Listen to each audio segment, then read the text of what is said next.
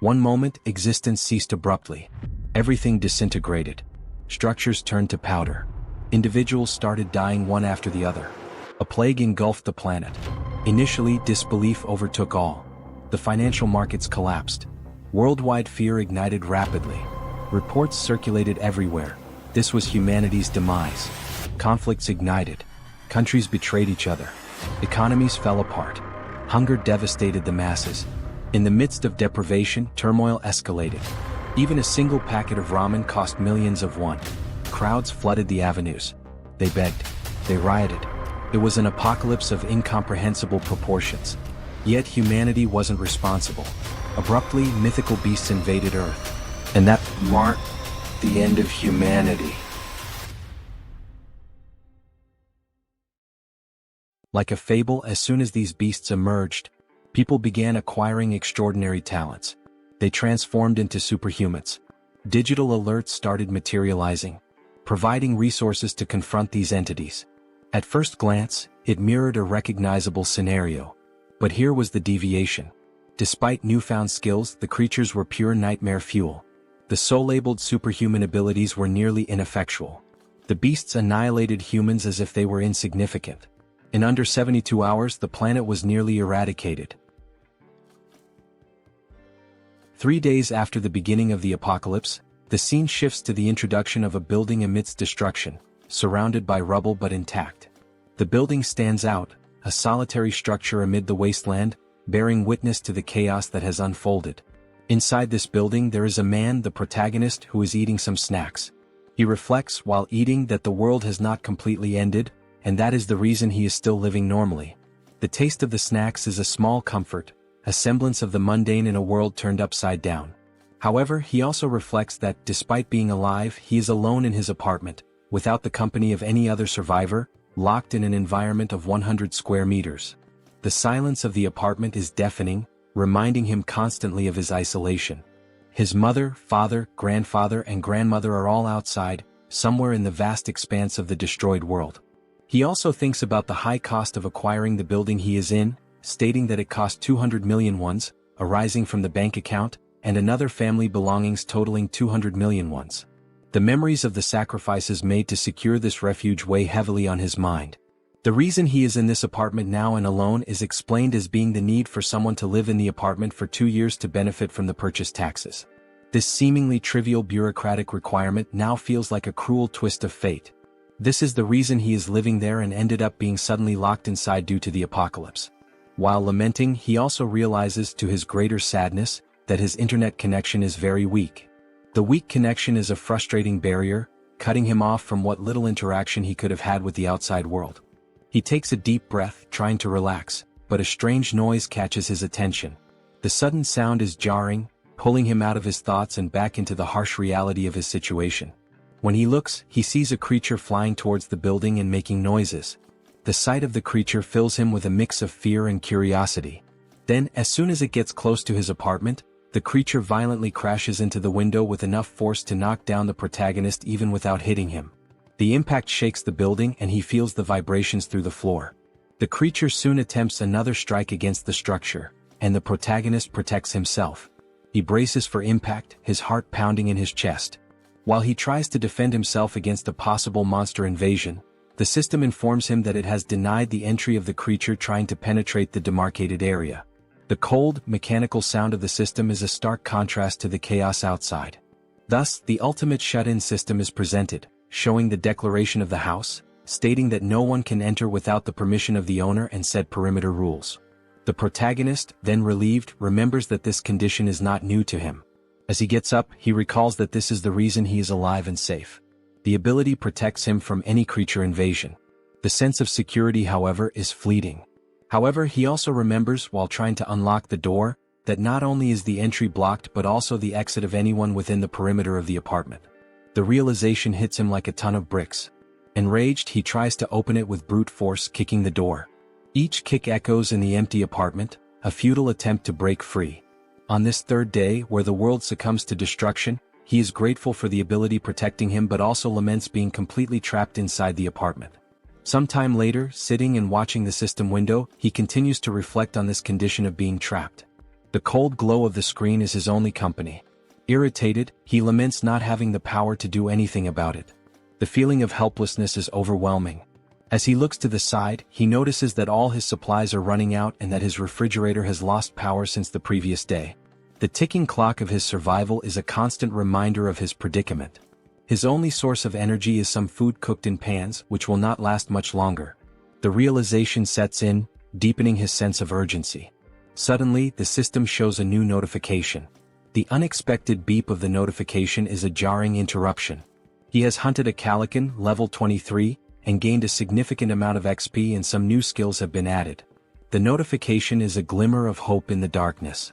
His attention is entirely focused on the system as he analyzes the reason for this unexpected notification. The details on the screen are a puzzle he needs to solve. Looking out the window, he sees the ground floor, where the bird that had hit his window is lying on the ground lifeless and being attacked by goblins. This makes him realize that the death, even not caused by the animal's impact on the window, made him gain experience after the monster's life ended.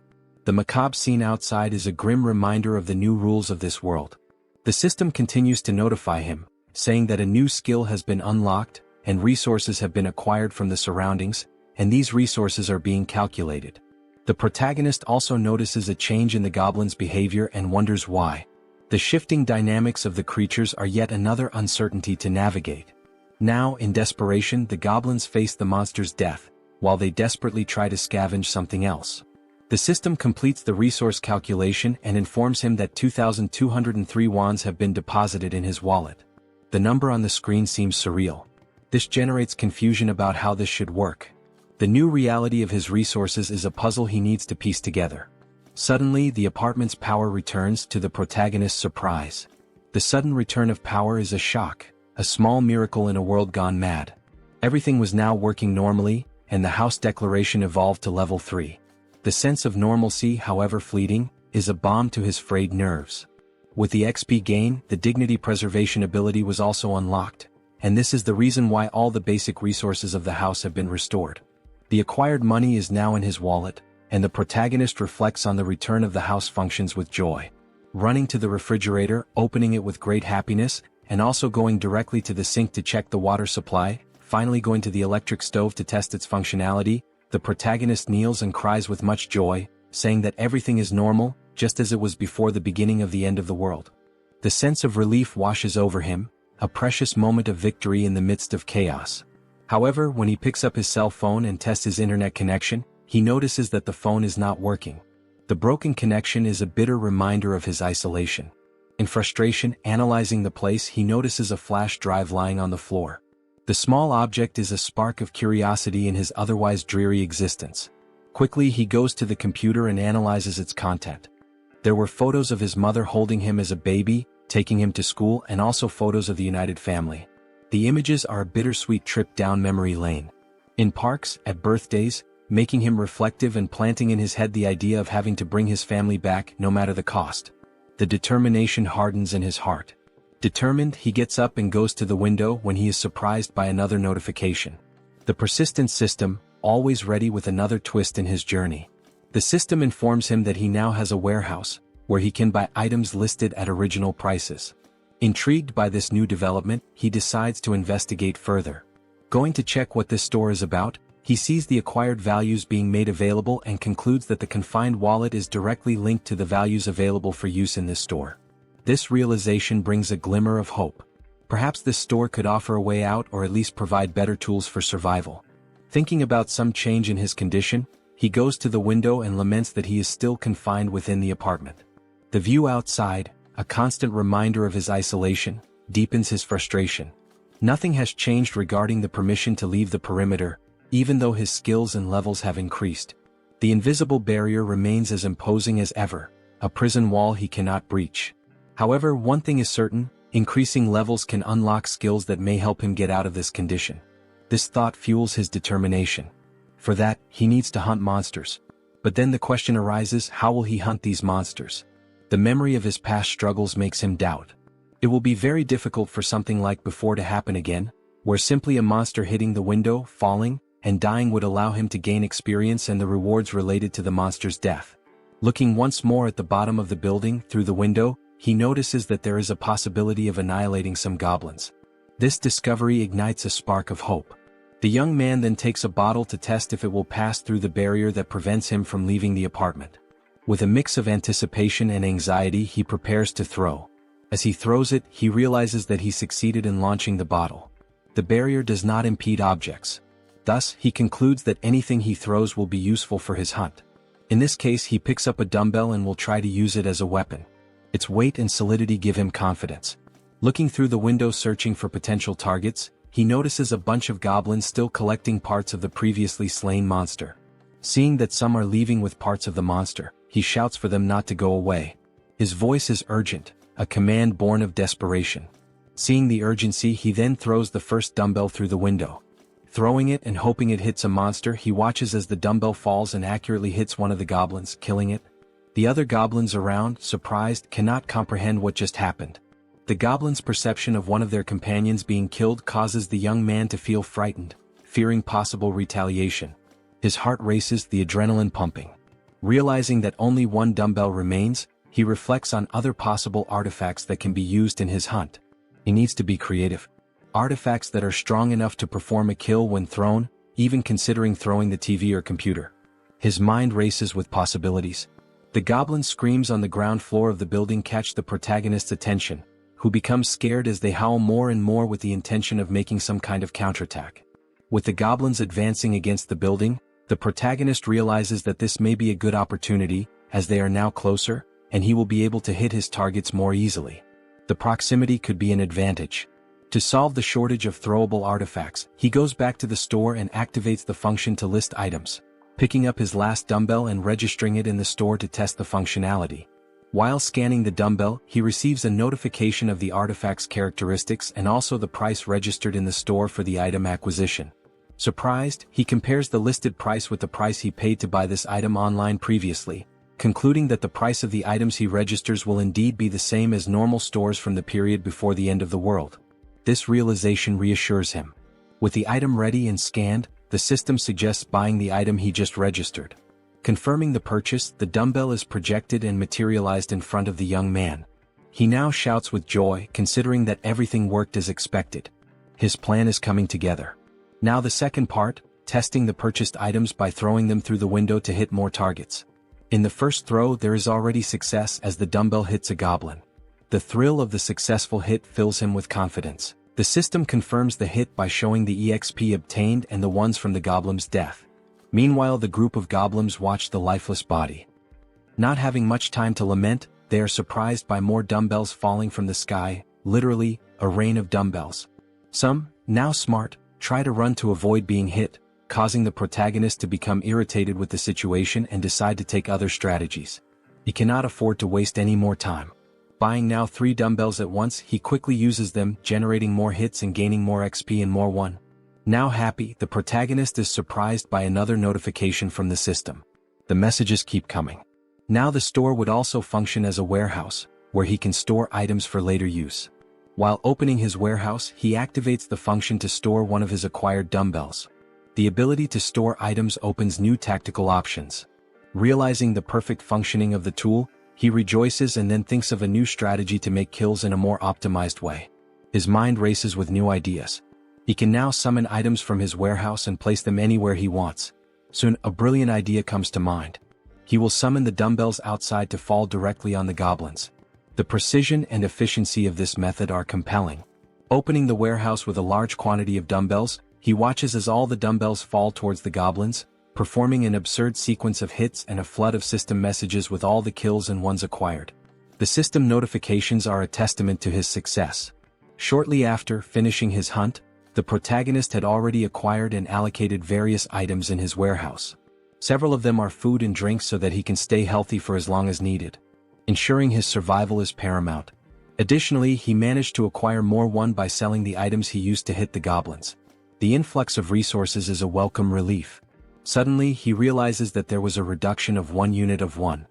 Thus, he begins to reflect on the preservation of dignity ability, questioning if it is responsible for the reduction of someone.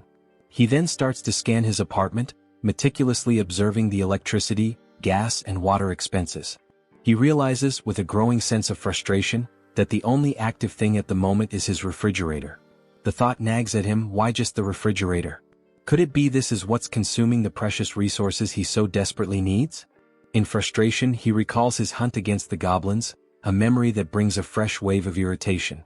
He reflects on how, later, several goblins fled, abandoning their former home, and since then he had managed to hit only 2.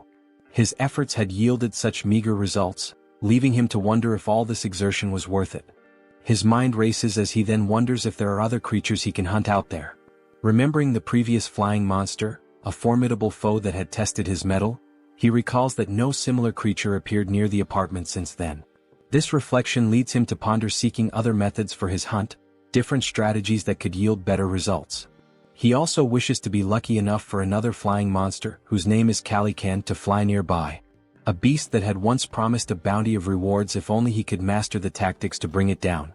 Then, almost like a miracle, he notices a Calican flying around the area. His heart races with a mixture of fear and excitement. This could be the opportunity he has been waiting for. Seeing the monster's presence, he then begins to act quickly, thanking God for not abandoning him in this dire time of need. With a metal structure and a mirror attached to it, he uses this makeshift tool he created to attract the Calican's attention. He focuses, aiming carefully, hitting the monster's vision with a precise beam of light. His strategy works, drawing the monster's attention, which advances toward him fiercely.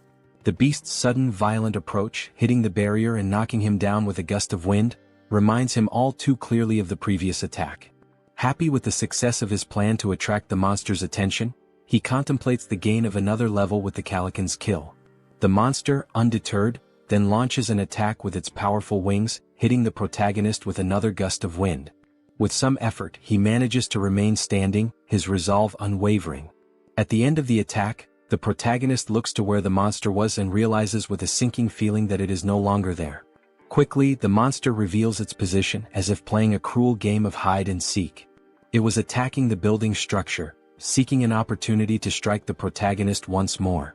While the system alerts that an unauthorized entity is trying to enter the zone, the protagonist observes, his mind racing. He wonders if the creature will be strong enough to break the ability's barrier. Opening his storage, he knows the urgency of taking some action. Each second feels like an eternity as he methodically scans his list, reflecting on the calculation of the spoils. He understands that if the spoils are not close enough, they will not be counted. This critical understanding dawns on him, as he recalls how several of the spoils that would come from goblins were not counted. The surviving goblins had removed the bodies of the slain ones to an area beyond where the system could make an accurate count. Leaving the young man extremely frustrated with the thought that this cannot happen again, he makes a determined decision.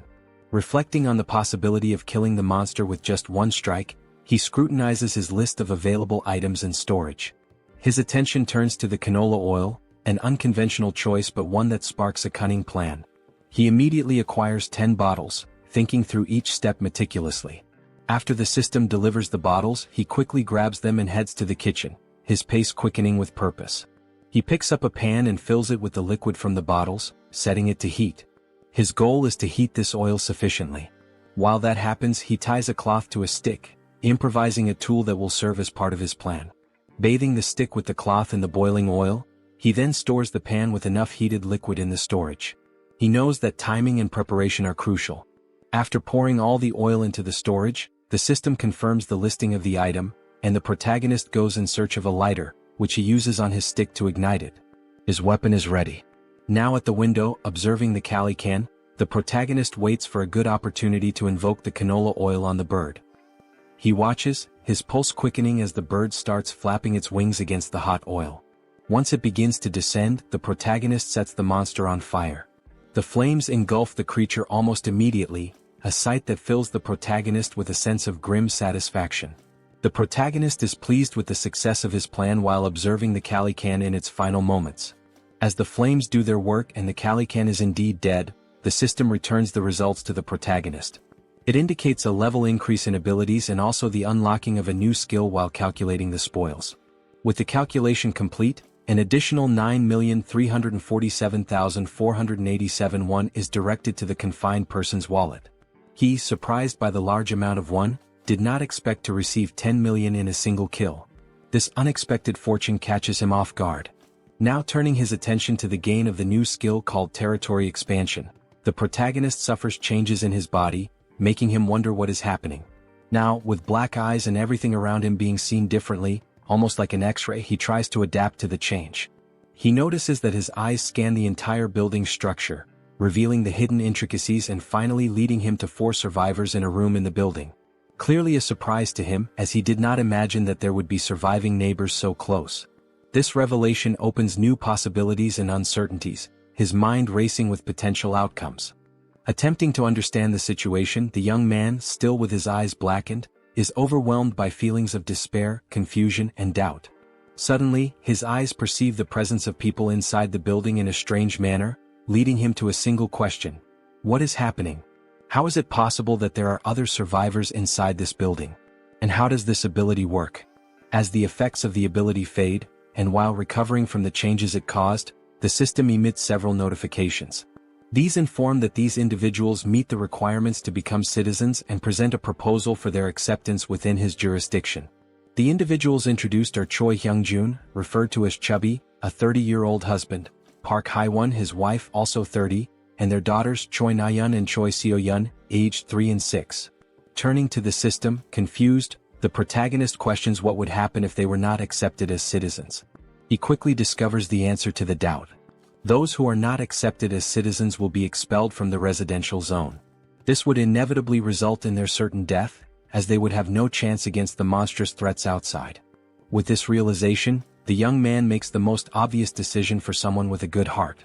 He accepts these individuals as citizens of his zone. The system then confirms the addition of each inhabitant one by one, and the protagonist speculates about the possibility of unlocking new abilities related to managing these people. Consulting the system, more details are gathered, not only regarding these speculations but also about the ability that allowed the detection of the presence of these other beings. The ability is called Ultimate Eyes, and at level 1, it ensures that nothing within his home escapes detection. Learning about this ability, he explores skills related to citizens and finds an option within the system for citizen management. There, a list of all their names is displayed, alongside their current levels and trust scores. Below the list, a population counter shows 4 out of 600. The number is surprising. 600 people is a lot. Diving into the details about Chubby, information is found about awakened skills. Currently none, XP distribution at 0%, and money distribution also at 0%, with options to assign a mission to Chubby or remove him from the citizen list. Data such as XP and money distribution rates raise questions about the possibility of sharing gains with the host of the house, sparking curiosity about how much control there might be over these rates. Could this also be a way to grow stronger? Returning to the system, under the option to assign a mission to Chubby, the system presents a form requesting details such as description, time limit, mission rewards, and penalties for failure.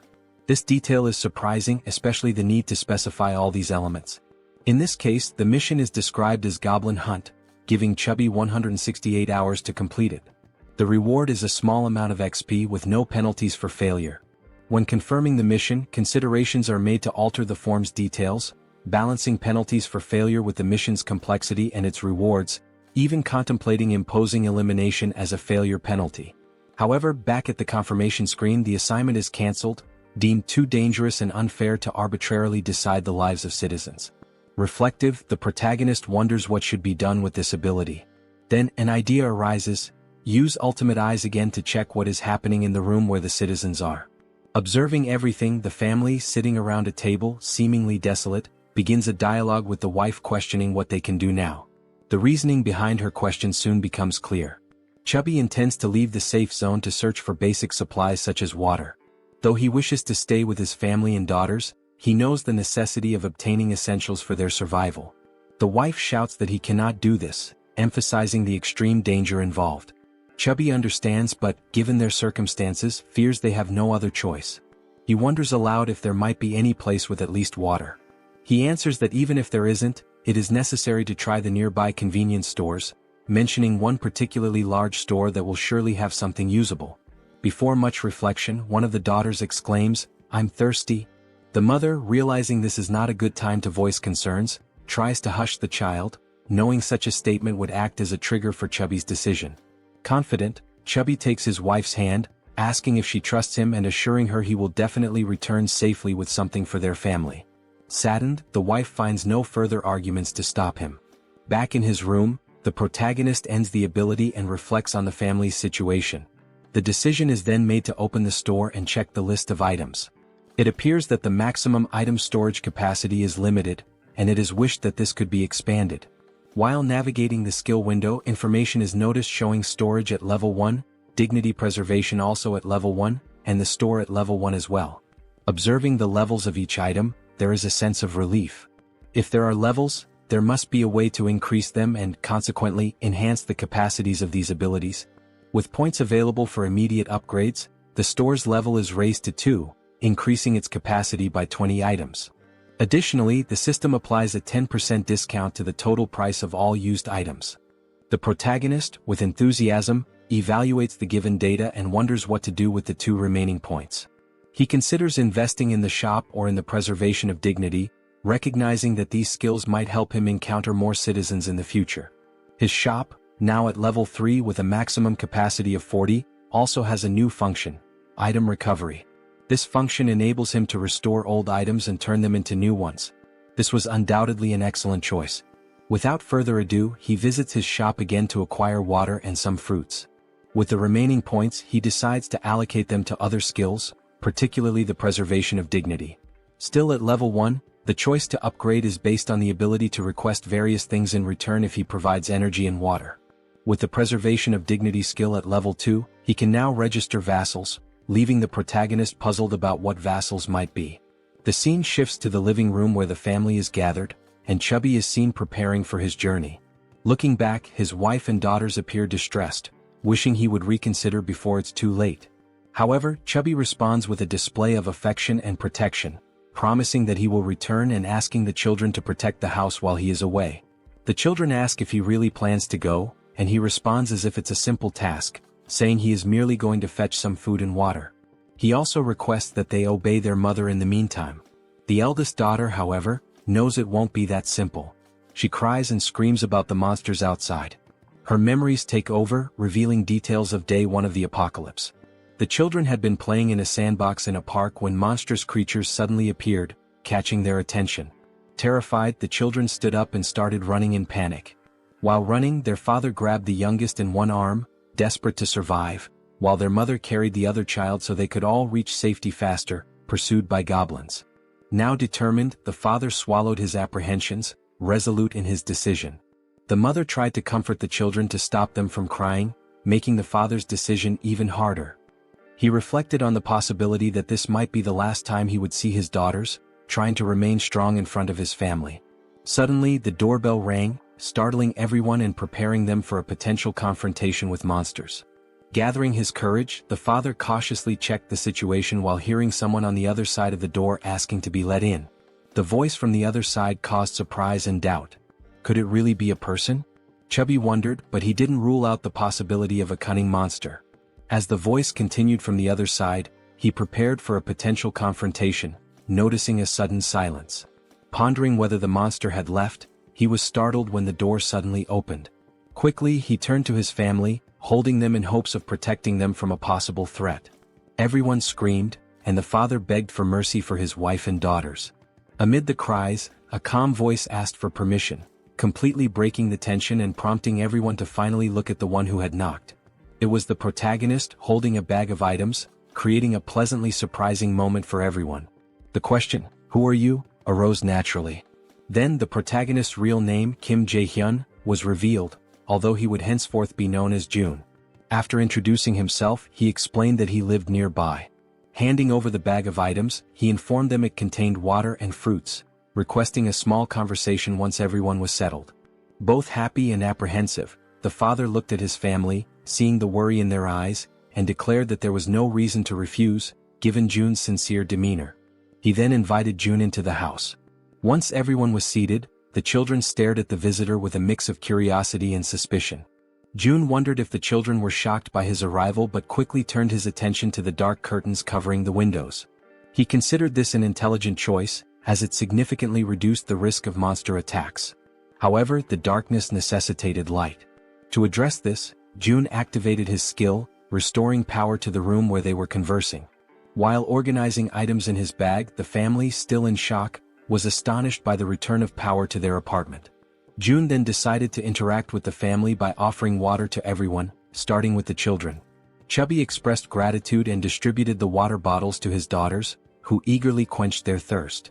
Shaun, the youngest, drank her bottle so quickly that she choked, briefly worrying her mother. June observed and promptly offered the little one a tangerine, which she accepted with slight hesitation. The mother stepped in, requesting that Shaun hand over the tangerine so she could peel it. Taking a piece of the fruit, the mother returned it to her daughter, who quickly devoured it, expressing immense joy as she savored it. The mother asked if it was good, and Shaun enthusiastically confirmed. The elder sister then asked the mother for a piece as well, which she also enjoyed, showing similar delight. For June, the system notified him that the citizens' trust levels had increased. It reported that Shaun's trust score had reached 50 points and her loyalty level had exceeded 30 points, meeting the requirements for her to become a vassal. Now at level 2, Shaun, with 57 trust points, no skills and no XP or money allocated, had new options available for missions to be assigned by June. He then reflects that this little girl has met the requirements. However, she is still too young to receive missions. Another thought that crosses June's mind is that the number of registrable vassals is highly limited compared to the number of citizens. Therefore, he needs to be very cautious in selecting vassals to avoid filling these slots carelessly. Looking at Chubby, whose trust level is at 31, June realizes that this score must be raised further. While contemplating, he is interrupted by Chubby, who asks if there is a way to repay June for his actions toward the family. June invites Chubby to talk in the hallway. Surprised, Chubby agrees and both move outside the room. Once outside, June asks Chubby if he received the invitation to become a citizen. Chubby checks his notification window and confirms that the entire family received this notification about 30 minutes ago. June then inquires if anything strange or unusual occurred during that time. Chubby confirms, explaining that they were immobilized for a short period. June understands the situation and assures Chubby that soon his life will return to normal. Shocked by this statement, Chubby questions whether such a thing is possible. June confidently replies that it is entirely possible, thanks to his ability. Chubby processes this information and then remarks that he knows such actions would never come without a cost. He asks what he should do. June explains the possibility that while on the mission given to him, Chubby might lose his life, and he asks if Chubby is truly willing to proceed with what is being asked. After a brief moment of reflection, Chubby firmly confirms his readiness to do whatever is necessary, stating that he had already been considering stepping out of his comfort zone to seek food and water before June's arrival. Chubby declares that he was already prepared to risk his life. Suddenly, June interrupts to ask about the golf club Chubby is carrying, curious about its cost. Confused, Chubby replies that the club cost around 400,000 to 500,000 won. Reflecting on this price, June considers it expensive and realizes the importance of saving money for future acquisitions. Chubby, still puzzled, questions the abrupt inquiry. June dismisses it as unimportant and shifts the conversation, asking if Chubby remembers the day the monsters first appeared. Chubby recalls the weekend when the monsters emerged, chasing them, and recounts the horror of that moment. June reflects that those who stayed inside their homes might have survived the attack. Considering that goblins are not very strong and their conditions are unfavorable compared to those of an adult man, June notes their primary advantage lies in their strategy of always attacking in groups. However, humans also have the strategic capacity to form armies, and an army is precisely what June intends to build from this point forward. Starting with Chubby, who will be the first member and will join June in finding other survivors. Sometime later, back in his apartment, June analyzes the system, which notifies him that his trust level with Chubby has risen further. Checking his list of citizens, the system displays Chubby's trust level at 40 points. Reflecting on having an entire family as citizens, June considers the possibility of his own family being added to this list as he continues to develop the system. Suddenly, a goblin screech catches June's attention. He gets up and goes to the window to investigate the commotion. Looking down, he is surprised to see other people fighting against a large number of goblins. Contemplating how he could assist and how challenging it would be, June formulates a plan while observing the goblins' assault on the group of humans. One individual, armed with a baseball, prepares a powerful throw at one of the attacking goblins. The ball strikes the goblin's face, knocking it out instantly. The attack's force sends the goblin flying, its skull bursting into a fountain of kaiju-like blood. The sheer power of the blow leaves June, watching from above, utterly astonished. Meanwhile, another member of the human group, a young woman, fires 2 arrows simultaneously from her bow, each striking the chest of a different goblin. Beside her, another man wields a baseball bat, targeting the goblin standing between the 2 struck by the young woman. The man leaps and smashes the goblin, reducing its body to a green pulp. The remaining goblins, fearing for their safety, decide to flee, realizing the group's overwhelming strength. The archer, still on alert after the battle, notices something strange moving and quickly aims her bow at the object. She soon realizes it is a food package, causing her confusion. June, shouting from the building's top floor, finally catches her attention. She looks up, noticing the man frantically gesturing and yelling to attract the group's notice. Suddenly, someone knocks on June's door. Looking through the peephole, he sees that it is Chubby carrying a box. June invites Chubby to enter the apartment with the box. Following June's instructions, Chubby approaches the entrance but discovers that the system's barrier prevents him from entering. The system makes it clear that Chubby is not qualified and therefore cannot access the apartment. Chubby questioned what it meant to be not qualified. June wondered if the system would prevent anyone from entering his apartment at that moment. He also speculated whether registering Chubby as a vassal might resolve the issue. However, he decided to postpone addressing the matter of entry and instead focused on receiving the box, which contained items that could be used as weapons. Upon receiving the box, June placed it on the floor, opened it and examined its contents. Inside there was a toolbox and several knives. June activated the system, accessed the store, and ordered 5 bottles of water and 5 packs of instant noodles. As the store projected June's order, Chubby watched in disbelief, amazed at how such a thing was even possible. Without dwelling too much on the situation, June packed all the requested items into the box and handed it back to Chubby, instructing him to take the box to the building's entrance on the 1st floor. Chubby accepted the box but questioned whether this task might be too dangerous. June replied that, based on his brief observations, the goblin's behavior became more active during daylight hours. He also thought to himself that the people fighting downstairs could be vital additions to his group of citizens. The food box would serve as the primary tool for earning their trust and loyalty. Speaking aloud to Chubby, June revealed that he had a plan and emphasized the importance of delivering the box to the 1st floor. Chubby questioned the simplicity of the plan, asking if it really was just about leaving the box on the 1st floor and returning. June confirmed that it was indeed that simple. Relieved, Chubby agreed to carry out the task, bidding June farewell as he left with the box. June thanked him as he departed. Opening the system's interface, June reflected on the need to reward Chubby's trust generously. The mission menu described the task: delivering the box containing water bottles and instant noodles to the 1st floor and returning within 24 hours. The mission offered a small amount of XP as a reward, with no penalties for failure. Chubby received the notification and realized he would gain experience upon completing the mission. He wondered aloud if this was somehow related to a leveling system like in a game. June confirmed this and revealed that Chubby's current level was 9. If Chubby leveled up, he would receive rewards. June assured Chubby that he was relying on him, and Chubby, understanding his task, promptly made his way toward the 1st floor. Armed with the box and a golf club for protection, he cautiously descended the stairs.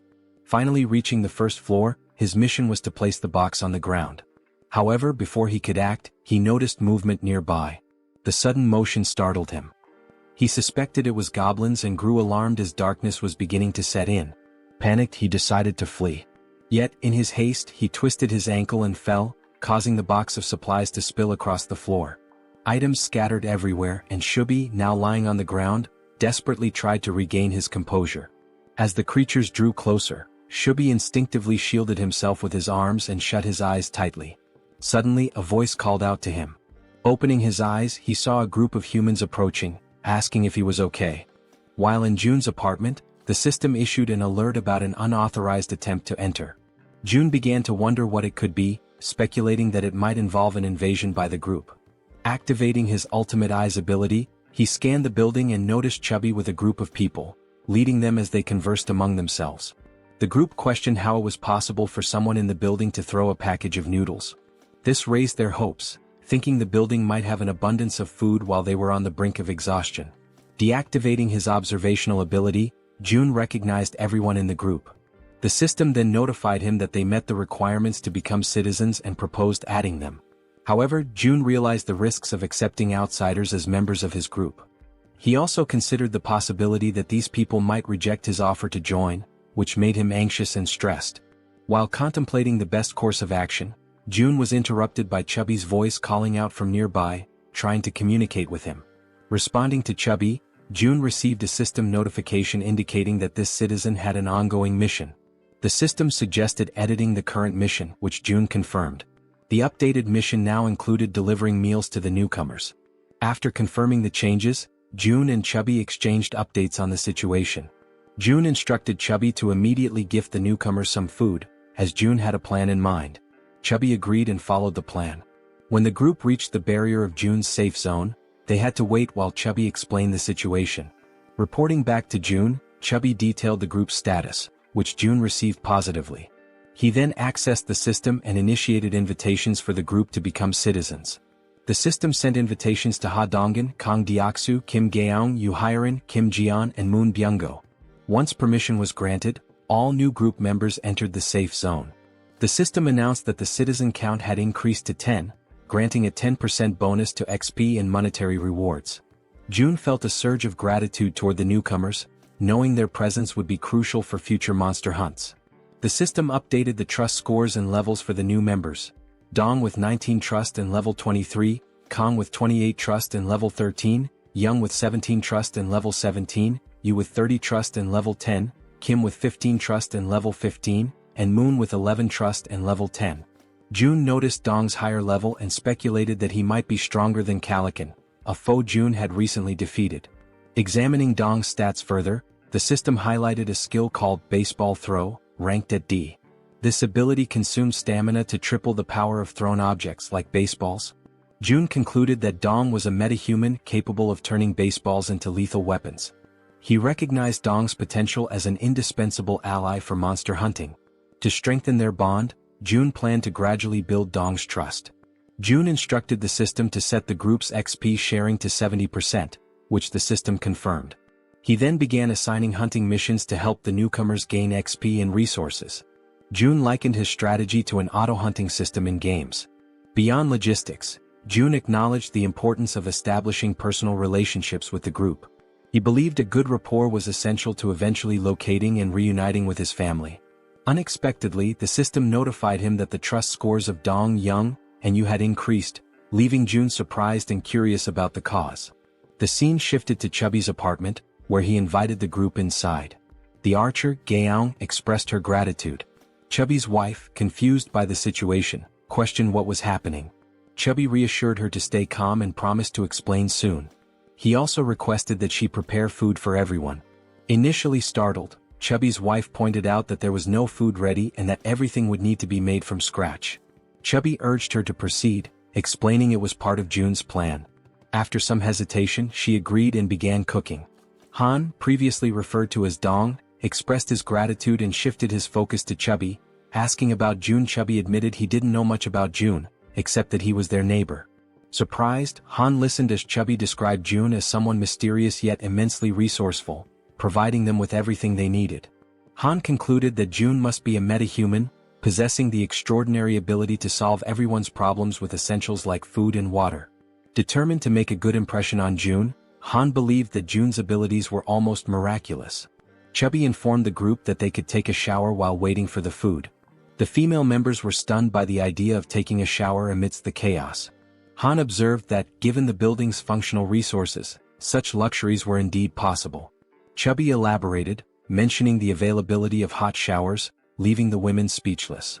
Chubby added that there were 2 showers available for simultaneous use. Another group member, who bore a resemblance to Toji, jokingly suggested challenging June to a fight. Han immediately dismissed the idea, calling it absurd and emphasizing the importance of impressing June instead. The group agreed on the need to prioritize securing food, recognizing this as a rare opportunity that couldn't be wasted. They turned their attention to Moon, who appeared lost in thought. Han gently touched Moon's shoulder, snapping him back to reality. When Han apologized for potentially upsetting him, Moon reassured him that nothing was wrong. Han began expressing regret over a past decision, but Moon interrupted, affirming that every choice had been consensual and there was no need for remorse. The group collectively strategized about obtaining supplies for Moon's grandmother. However, Moon internally lamented that it might already be too late for her. As Han discussed their plan further, the sound of the door opening startled everyone. Han readied a baseball in his hand, prepared for confrontation, but quickly realized it was June. June's presence radiated warmth and reassurance, instilling hope in the group. They felt certain that June was the key to lifting them out of their despair. A few minutes went by and they sat in silence around the table. The atmosphere was tense until Haiwan, a fatty's wife, feeling the strain, finally spoke. She apologized for how cramped the room was. Han, striving to be courteous, replied that it was fine. Since they had arrived unannounced, it didn't bother them. Just then, Fatty entered the room and announced that the food was ready. One by one, Fatty placed bowls of rice before them. They could hardly believe they were about to enjoy a real meal and began to wonder when they had last eaten something proper. Haiwan, feeling slightly awkward, hesitated before admitting she wasn't sure if the food she had prepared would match their tastes. What seemed like a simple meal to Haiwan left the group's archers stunned with admiration. As she stared at the dishes laid out before her, she couldn't contain her amazement. She told Haiwan that the food was incredible, confessing it had been a long time since she had eaten something so delicious. Haiwan, shyly brushing off the compliments, explained that it was all thanks to the ingredients Seo Jun had provided. She admitted that, without Seo Jun's help, she would have only been able to serve rice and tangerines. Meanwhile, Seo Jun noticed that Haiwan's trust level had reached 50. He smiled quietly to himself, reminded of his mother, who always beamed with joy when guests praised her cooking. But as the thought lingered, he realized with some surprise that Haiwan's trust had surpassed Jun's. Later on, they all started eating, expressing their gratitude to Haiwan for the meal. Haiwan and Fatty watched as their guests eagerly enjoyed the food, eating as though they hadn't had a proper meal in ages. The archer couldn't stop complimenting the egg roll, while another girl remarked to Haiwan that the style of the egg seemed Japanese. Haiwan smiled warmly, agreeing and politely encouraging her to enjoy the meal. At that moment, Haiwan's youngest daughter called out to her, capturing her attention. The little girl wanted to eat the egg rolls too, but Haiwan gently explained that she would make more for her after the guests left. This made her daughter a bit sad. Noticing this, the archer asked Haiwan's daughter if she'd like to share the egg rolls with her. The child's face lit up immediately, her excitement brightening the room. She quickly ran over and climbed onto the archer's lap, her happiness obvious. The archer smiled warmly, delighted by the little girl's enthusiasm. The child eagerly announced she was ready, and the archer picked up a piece of egg roll, softly asking Seoyin to open her mouth. As the archer fed her, Seoyin beamed with joy, her smile lighting up the moment. Seo Jun then suggested that Fatty and Haiwan join them, assuring them there was enough food for everyone. The two exchanged a hesitant glance, unsure at first, but eventually smiled and agreed, happy to join the gathering. As they all shared the meal together, the room filled with laughter and cheerful conversation. Seo Jun took a quiet moment to reflect on the warmth of the scene. The lively noise reminded him of how long it had been since he had experienced something like this. His thoughts drifted to memories of his mother and the care she had always shown. A soft smile spread across his face as he silently hoped his family was safe and well. Time passed and soon the food was gone, leaving behind only empty dishes. Haiwan's youngest daughter, now tired, mentioned she wanted to rest. Haiwan gently lifted her and asked her eldest daughter to follow her to their room for bedtime before leaving the table. Moments later, Seo Jun decided it was the right time to get back to business. He turned to the guests and suggested they continue their earlier conversation, questioning why they couldn't reach the grandmother's house despite its close proximity. Han, his expression serious, explained that it was due to the goblins. Seo Jun raised an eyebrow, doubting whether it was truly goblins, recalling his own struggles when he had first encountered them. Han nodded, affirming it was true. He elaborated that the goblins had discovered an underground parking lot and had turned it into their base, hiding there. Seo Jun's curiosity deepened, and he asked if they had any idea how many goblins were down there.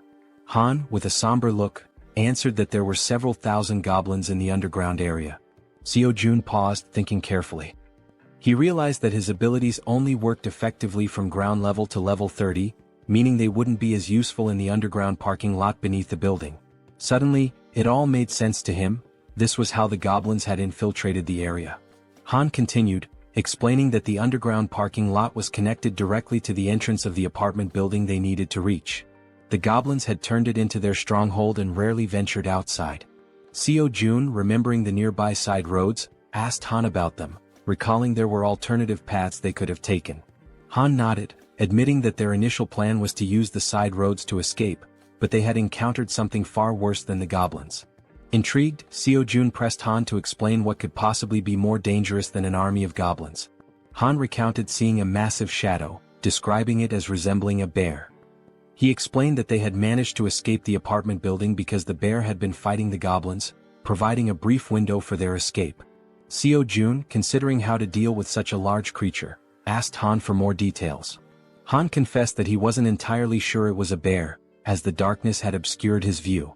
Seo-jun stated decisively that eventually, they would have to face both the goblins and the shadowy figure.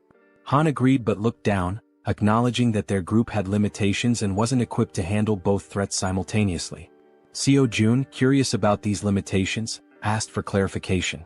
The archer spoke up, explaining that both she and Han relied on items like arrows and baseballs for combat, but they were running low and couldn't replenish their supplies easily.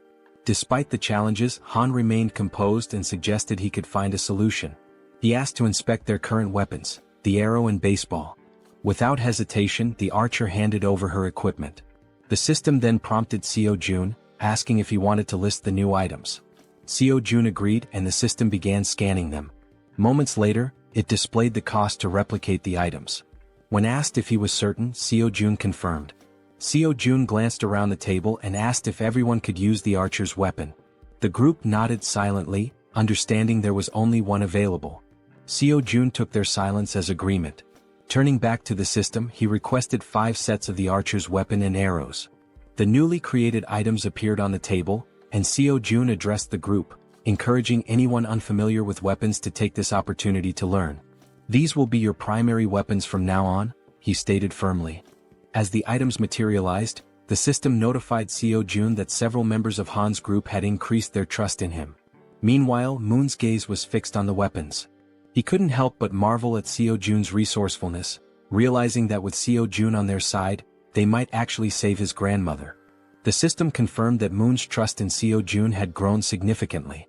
Han broke the silence, commenting that with Seo-jun's support, their hunting speed would improve dramatically. Another girl chimed in, noting that Seo-jun's assistance would make their tasks safer, as they wouldn't have to risk themselves to collect arrows anymore. Seo-jun then gathered everyone's attention and announced that before they could move forward, they needed to reduce the number of goblins in the area. Han agreed and asked when they would begin hunting. Seo-jun replied decisively, "Tomorrow?" Han seemed hesitant, questioning the urgency, but Seo-jun explained that the sooner they acted, the better their chances of success. Han eventually nodded, though he still appeared uncertain. Seo-jun turned to Moon and assured him, "Tomorrow we're going to rescue your grandmother."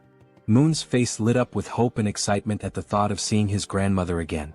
Han, still wary, voiced his concerns about how they would manage with so many obstacles in their way. Seo-jun smiled confidently and revealed his plan. "We'll use a bait strategy to lure the goblins out."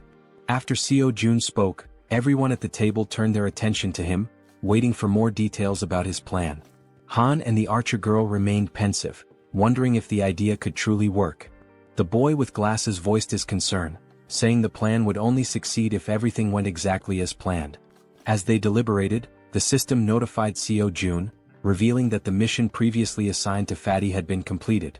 Along with the notification came a reward of 30,000 won. Reading the message, Seo-jun was surprised. He hadn't realized that payment was given for every completed mission. To be certain, he read the notification again and it was confirmed. Seo-jun quickly realized that, with money, he could assign missions to his citizens, allowing them to level up. In other words, the more money he had, the more power he could accumulate. Closing his eyes, he thought about how, while this seemed like a strong long-term strategy, he hoped not to rely on it too heavily for now. The system also informed Seo-jun that Jun's trust had increased to a total of 50 points, unlocking a new status, loyalty, which surpassed 30 points. Meeting the minimum requirements, Fatty transitioned from being a simple resident to becoming a vassal. The system displayed Jun's updated stats and attributes. He was now at level 9 with a trust level of 51 points and loyalty at 62. However, he had no awakened skills and 0% shared XP or money. After carefully analyzing the information, Seo-jun decided to register Fatty as his first vassal. As a result, a blue aura began to emanate from Jun, who started feeling sudden changes in his body and broke into a sweat. The system notified that the first vassal registration was successful, unlocking a new skill for Seo Jun called Summon Vassal. This skill allowed Seo Jun to summon the vassal within his house, although it came with a cooldown of 2 hours after use. The system updated Jun's stats again, revealing that he had reached level 20 and gained the title of First Servant. Additionally, he awakened his first skill, Gorilla Strength, a Tier C passive ability that granted him superhuman strength. The system further explained that, thanks to the First Servant title, all XP and gold earned by Fatty through hunting would be shared. Lastly, the system revealed that Seo Jun could use the Ultimate Eyes skill to summon the vassal within a 5-meter radius of his house. Seo Jun noticed a plus symbol beside Jun's level and wondered what it did. Upon pressing it, he discovered it was a feature to increase the vassal's level at the cost of 1 million won. Shocked by the exorbitant cost, Seo Jun exclaimed that it was far too expensive for a single vassal skill. Seeing his expression, the woman at the table asked what was wrong. Seo Jun brushed it off, saying it was nothing, and turned his attention back to Jun, asking how he was feeling. The focus shifted to Jun, who stated that his strength was overflowing, with his veins visibly pulsing.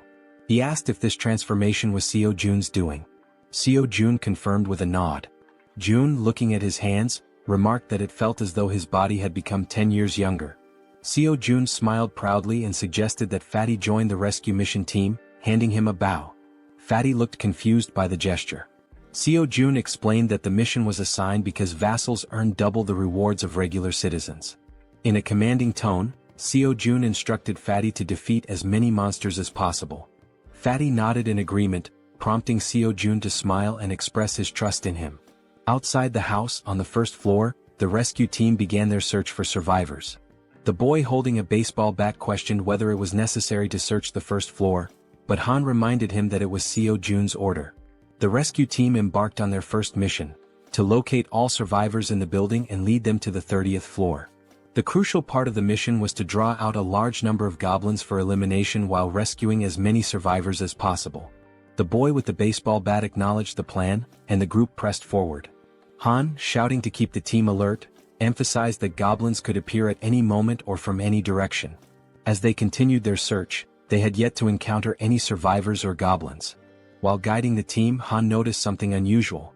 Some members of the group couldn't believe their eyes. Several lifeless bodies were sprawled across the floor, victims of the goblins. The sight filled the team with sorrow and rage, intensifying their hatred for the goblins. But they couldn't afford to stop. Determined, they pushed on to the second floor.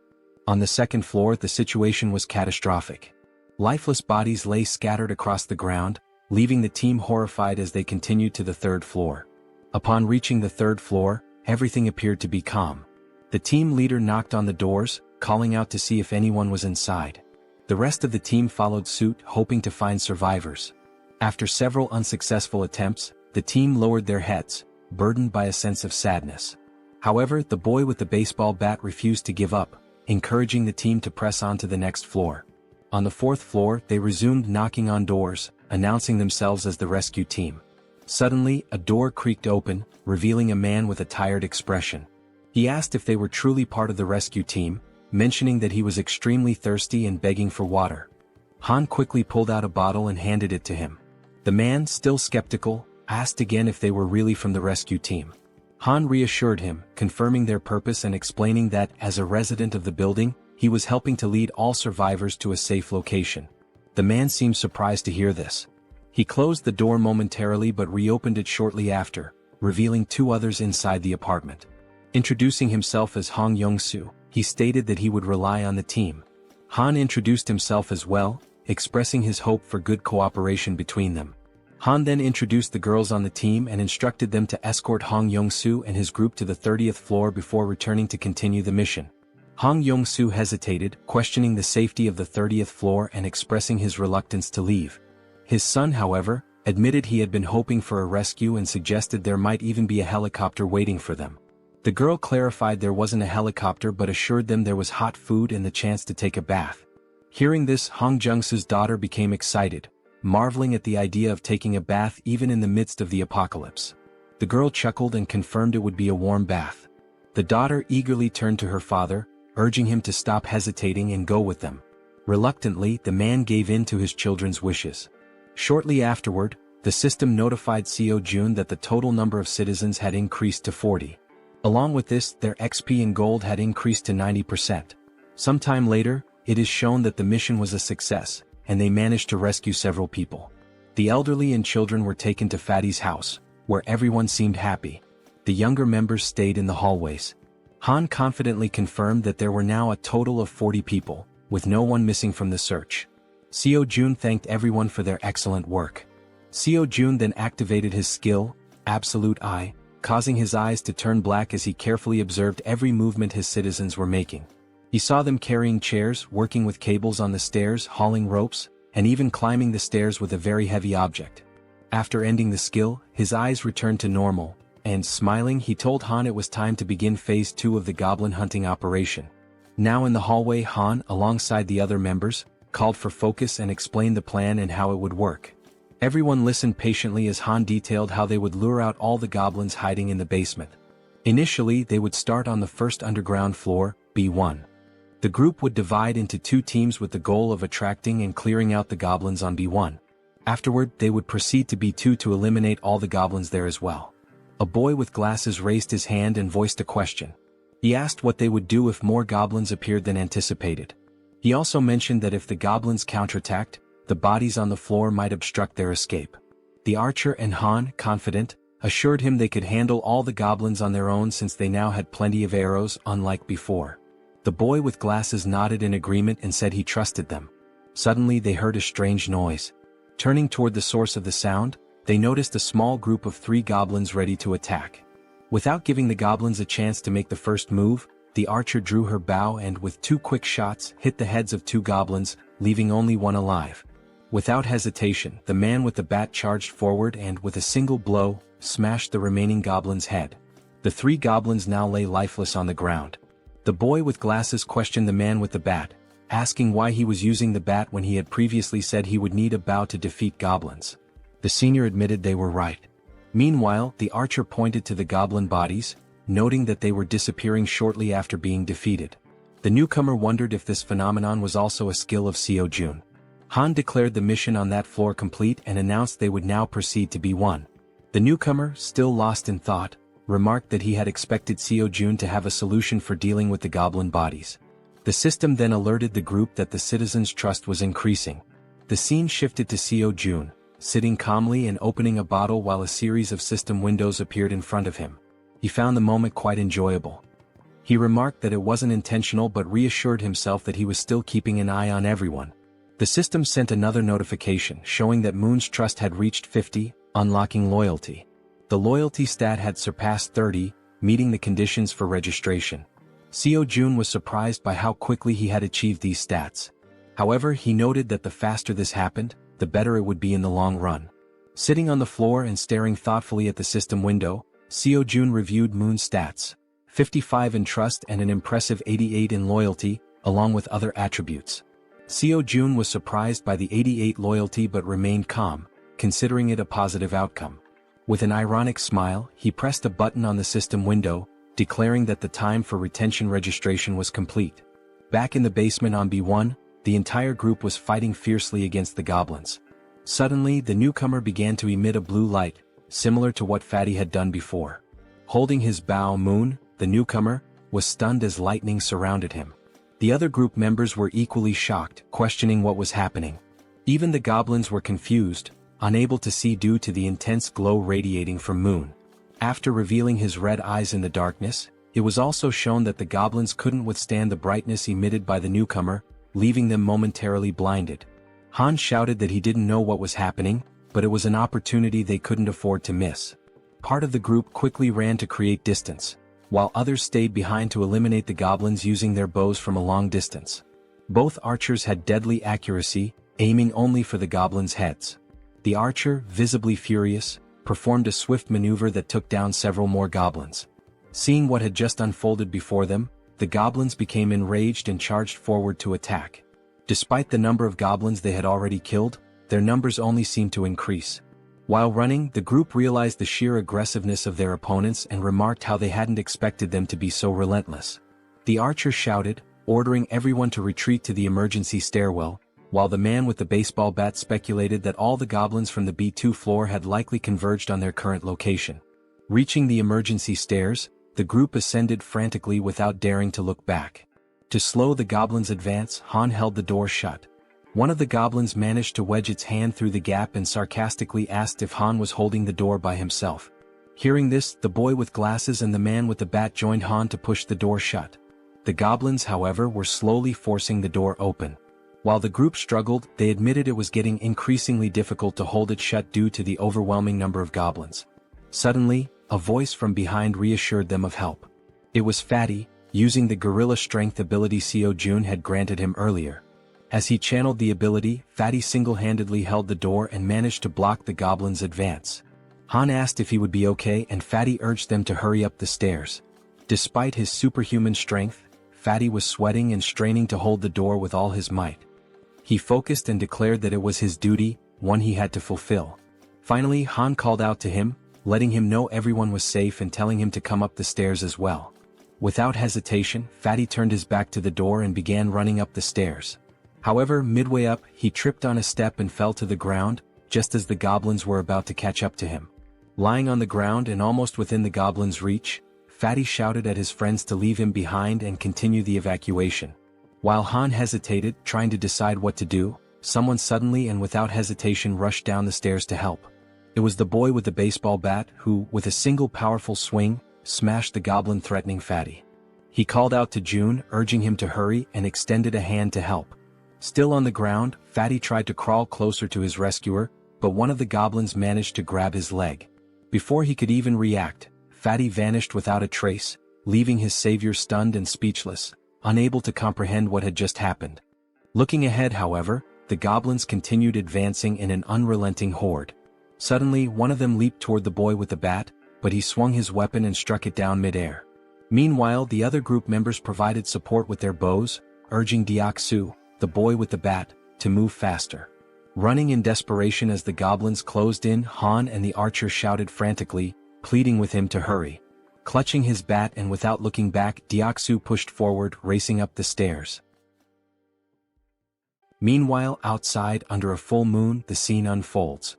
A monstrous bear-like creature with glowing red eyes effortlessly devours a goblin, whose agonized screams pierce the night. With every passing second, the creature exudes a sinister aura, finishing its gruesome meal of the small goblin. Its sharp fangs and blazing eyes make it clear that its hunger is far from sated. It growls, declaring it wants more. From behind the beast, eerie screams echo, a sound that should not exist in the stillness of the night. Turning around, the creature notices the noise is coming from a massive building behind it. Coincidentally, the top floor of the building is still illuminated. The creature's bloodlust intensifies as it snarls, proclaiming that it will devour everyone in that building. In a sudden twist, Fatty is seen falling from a swirling purple portal. Don't worry, our Fatty didn't die. Instead, he was teleported to safety using Seo Jun's ability. Seo Jun, who had been observing from afar, pulled Fatty out of danger just in time. Fatty lands on the ground in a clumsy hero's pose, feeling relief despite his confusion about what just happened. Seo Jun, standing nearby, remarks, "That was close." Fatty rubs his eyes to make sure he's not imagining things and sees Seo Jun offering his hand to help him up. Seo Jun explains that, just in case, he kept an eye on the situation using his Absolute Eye ability. He's glad to see that the vassal summoning ability worked perfectly. As Fatty tries to stand, he notices a sharp pain in his leg. It's then that he realizes the goblin had managed to cut him when it grabbed hold of him earlier.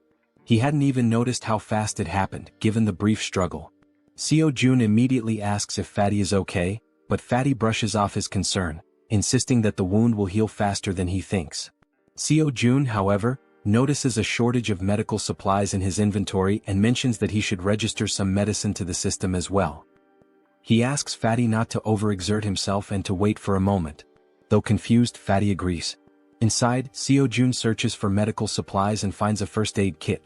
Looking at it, he recalls how essential medicine is in situations like this.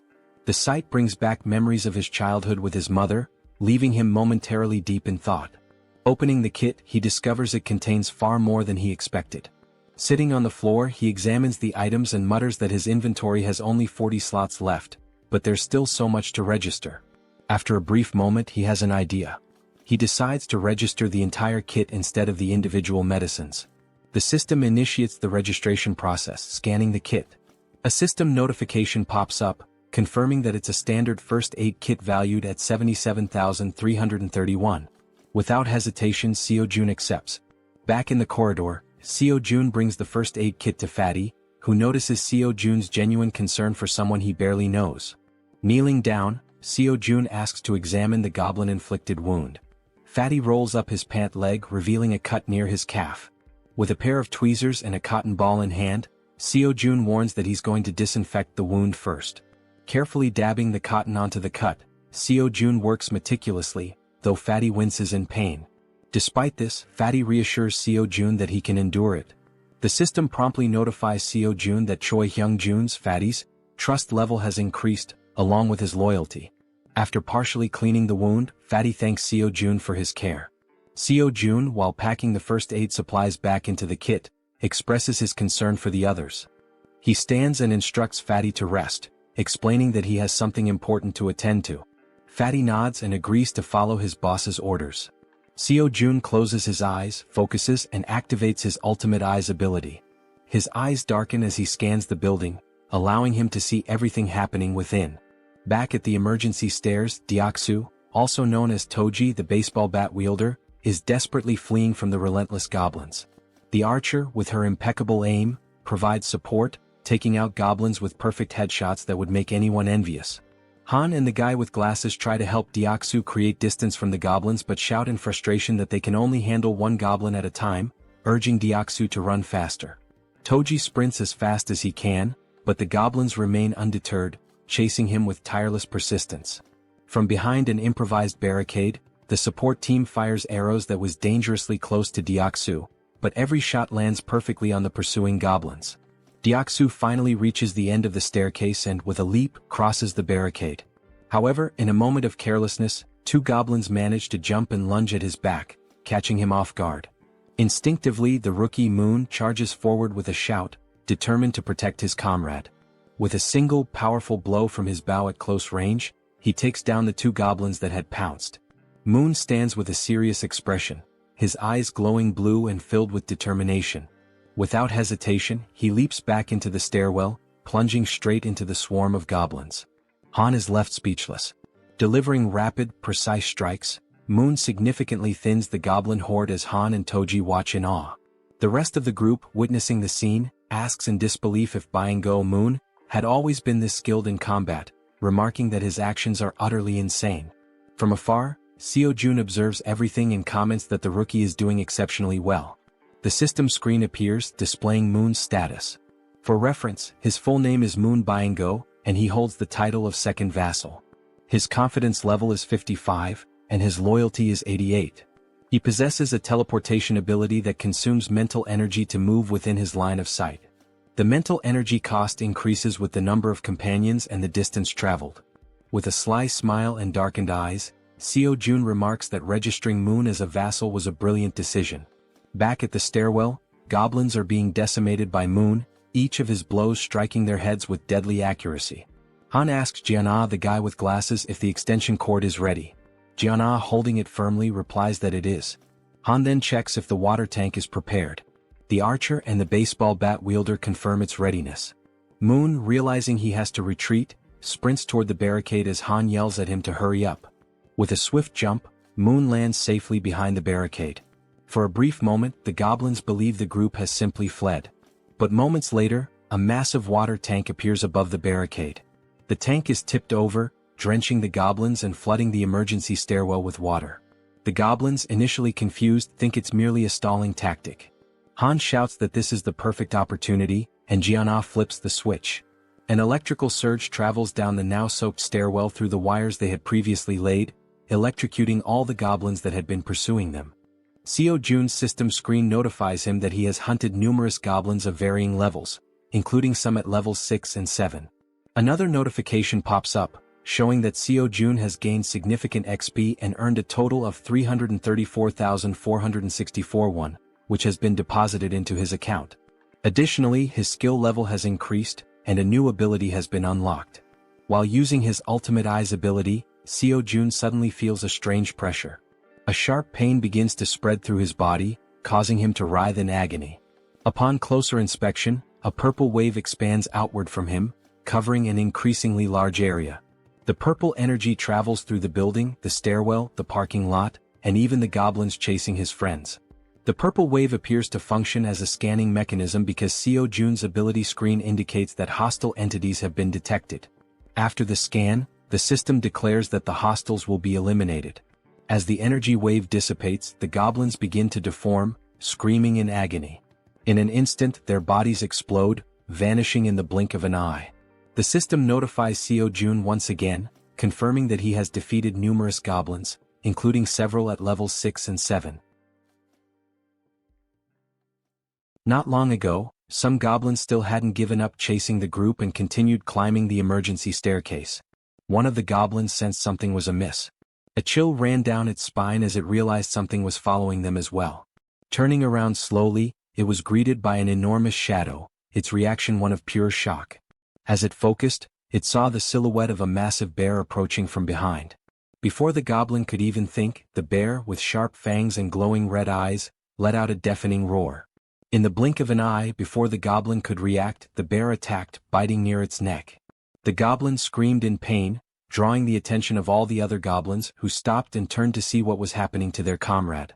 By then, the bear had already eliminated the first goblin and had begun attacking the others with its enormous claws. The first goblin was struck down, followed by another and then 2 more. The bear was making effective use of both its claws and teeth. Despite the bear's massive size, the goblins noticed they outnumbered it and decided to fight back. They surrounded the bear and launched their attack. Some jumped onto its back while others distracted it from the front. Quickly, the bear used its claws to knock off the goblins clinging to its back, but this left it vulnerable to more attacks. The goblins lunged at the bear, biting it with their sharp teeth. One managed to grip near its eyes while another bit into its back. The enormous beast tried to resist, striking nearby goblins with heavy blows, but their sheer numbers overwhelmed it, allowing them to attack from all sides. Using their sharp claws, they aimed for the bear's eyes, and just as they were about to blind it, all the goblins' heads suddenly exploded in an instant, likely due to Seo Jun's domain expansion. Now terrified and confused, the bear realized it was safe. At the same time, a system notification appeared, indicating citizenship had been granted. Exhausted from the grueling battle, the bear seemed to shrink in size. It began twisting its neck in an unnatural way, its body contorting strangely. Then it started to transform, revealing a human face emerging from its furry body. Finally, the bear's true form was revealed, a stunning woman with brown hair and eyes.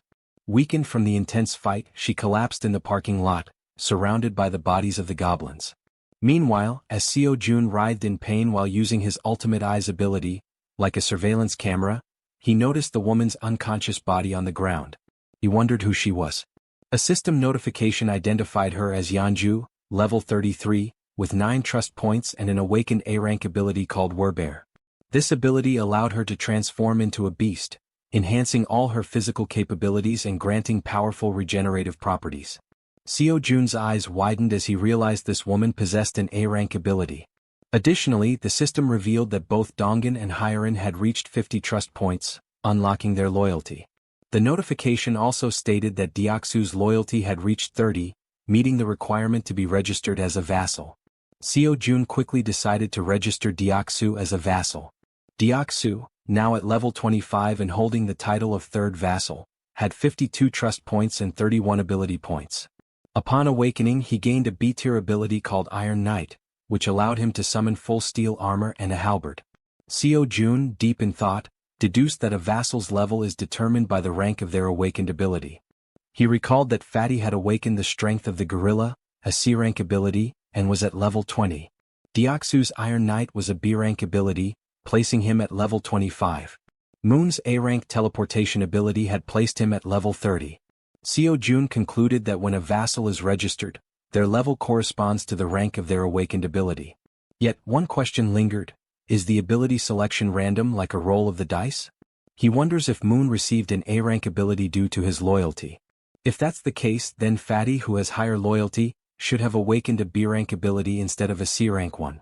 This thought becomes even more puzzling considering that Deoxu, the baseball bat wielder, has only 31 loyalty yet already possesses a B-tier ability. Still deep in thought, Seo-jun remarks that understanding the conditions for obtaining higher-ranked abilities is crucial. It's an important question to answer.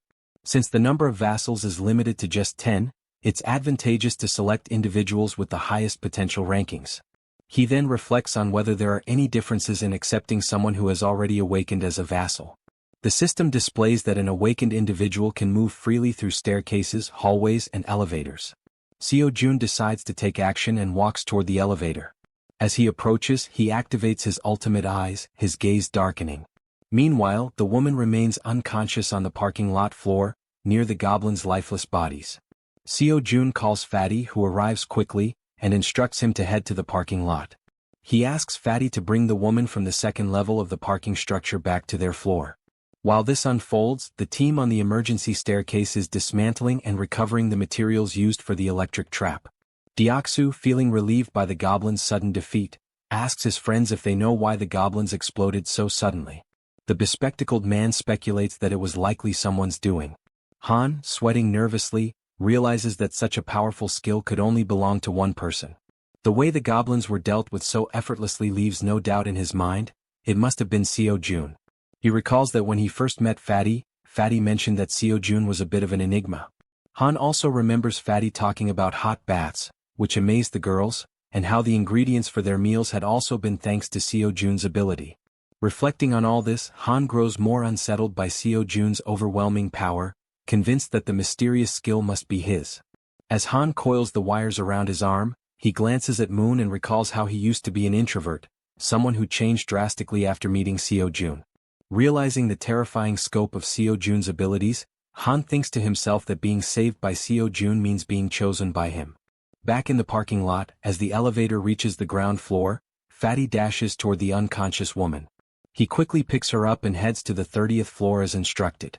All of this is observed by Seo-jun through the surveillance-like view of his ultimate eyes, while Han silently contemplates how being saved in this world seems to hinge on being favored by Seo-jun. A flashback is revealed, showing a small toy car. A child was playing with it in a park while being watched. The boy was filled with joy, calling out to his mother to watch what he could do. The woman from the parking lot, Yeonju, was his mother. She smiled at him genuinely, encouraging him. As the child stood up and waved to his mother, something appeared behind him. The genuine smile on the mother's face turned into an expression of horror. She froze, overcome with terror. A group of 3 vile goblins surrounded the poor boy, who was innocently waving at his mother.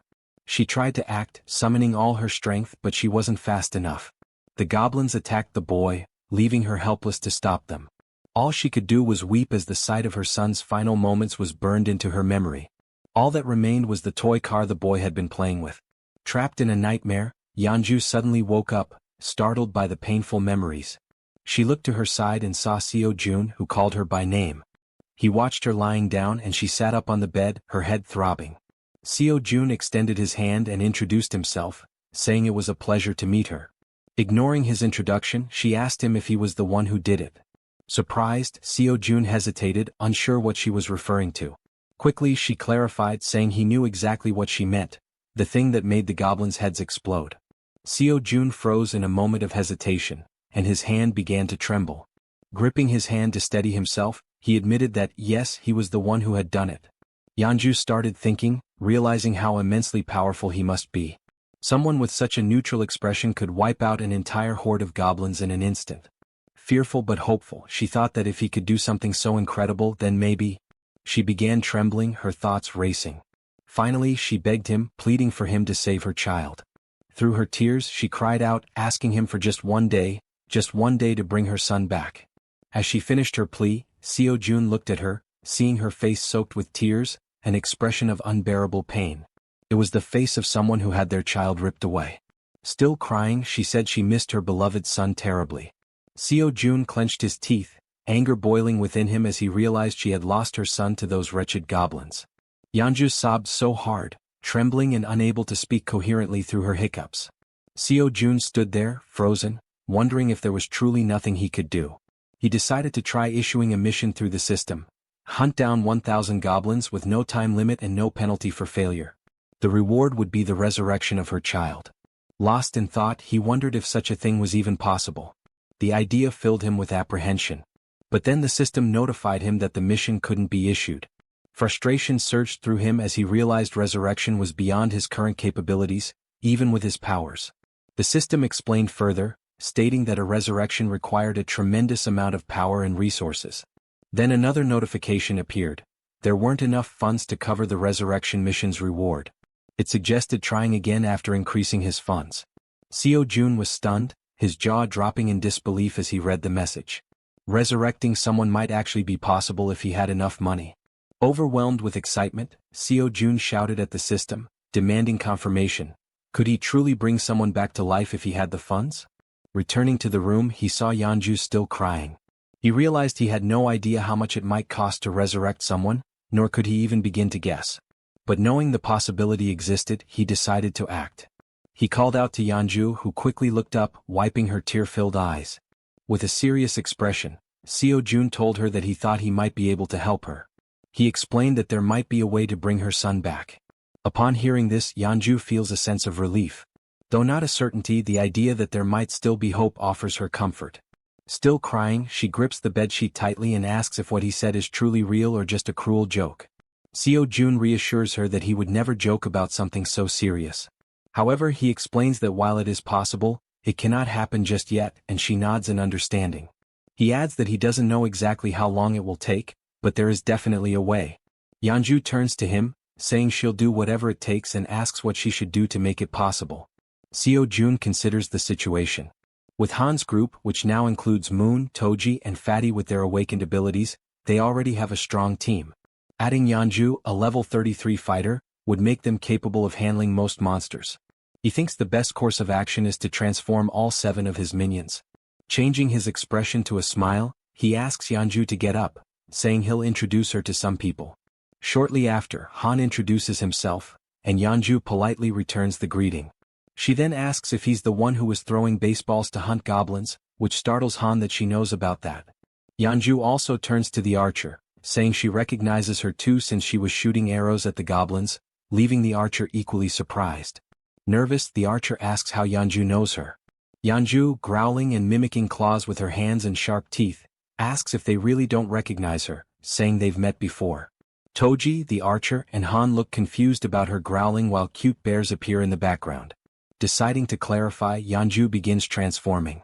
Gradually, fur starts appearing on her body as she focuses. Her bear form becomes evident, complete with a snout and brown fur. The archer, shocked, points at her and asks if this is actually happening. Now a massive bear stands in the room before the group. Still pointing, the archer exclaims that it's the beast they saw in the alley earlier. Yeonju, laughing awkwardly, corrects her, saying it's actually a bear, not a beast, leaving the archer dumbfounded. The bear woman explains that she had helped them deal with the goblins a few times before, though they hadn't realized it until now. Looking at the giant bear in front of him, Han remarks that their meeting wasn't a coincidence after all. The bear woman confirms this, saying that anyone who opposes the goblins is a friend of hers. At that moment, Seo Jun arrives and interrupts their conversation, stating that it's good they're already acquainted. With a serious expression, he says he has something important to announce. Seo Jun explains that after thinking it through, they'll execute the plan to rescue Moon's grandmother tomorrow. The group listens intently as he informs them that the number of goblins has drastically decreased, making this the perfect opportunity for the mission. He adds that Fatty will sit out this mission due to his injuries and mentions that he borrowed Fatty's room, as Fatty lost his bed to the bear woman. Seo Jun then announces that Yeonju, the bear woman, will join them on the mission. She nervously thanks him for the opportunity and says it's a pleasure to meet everyone.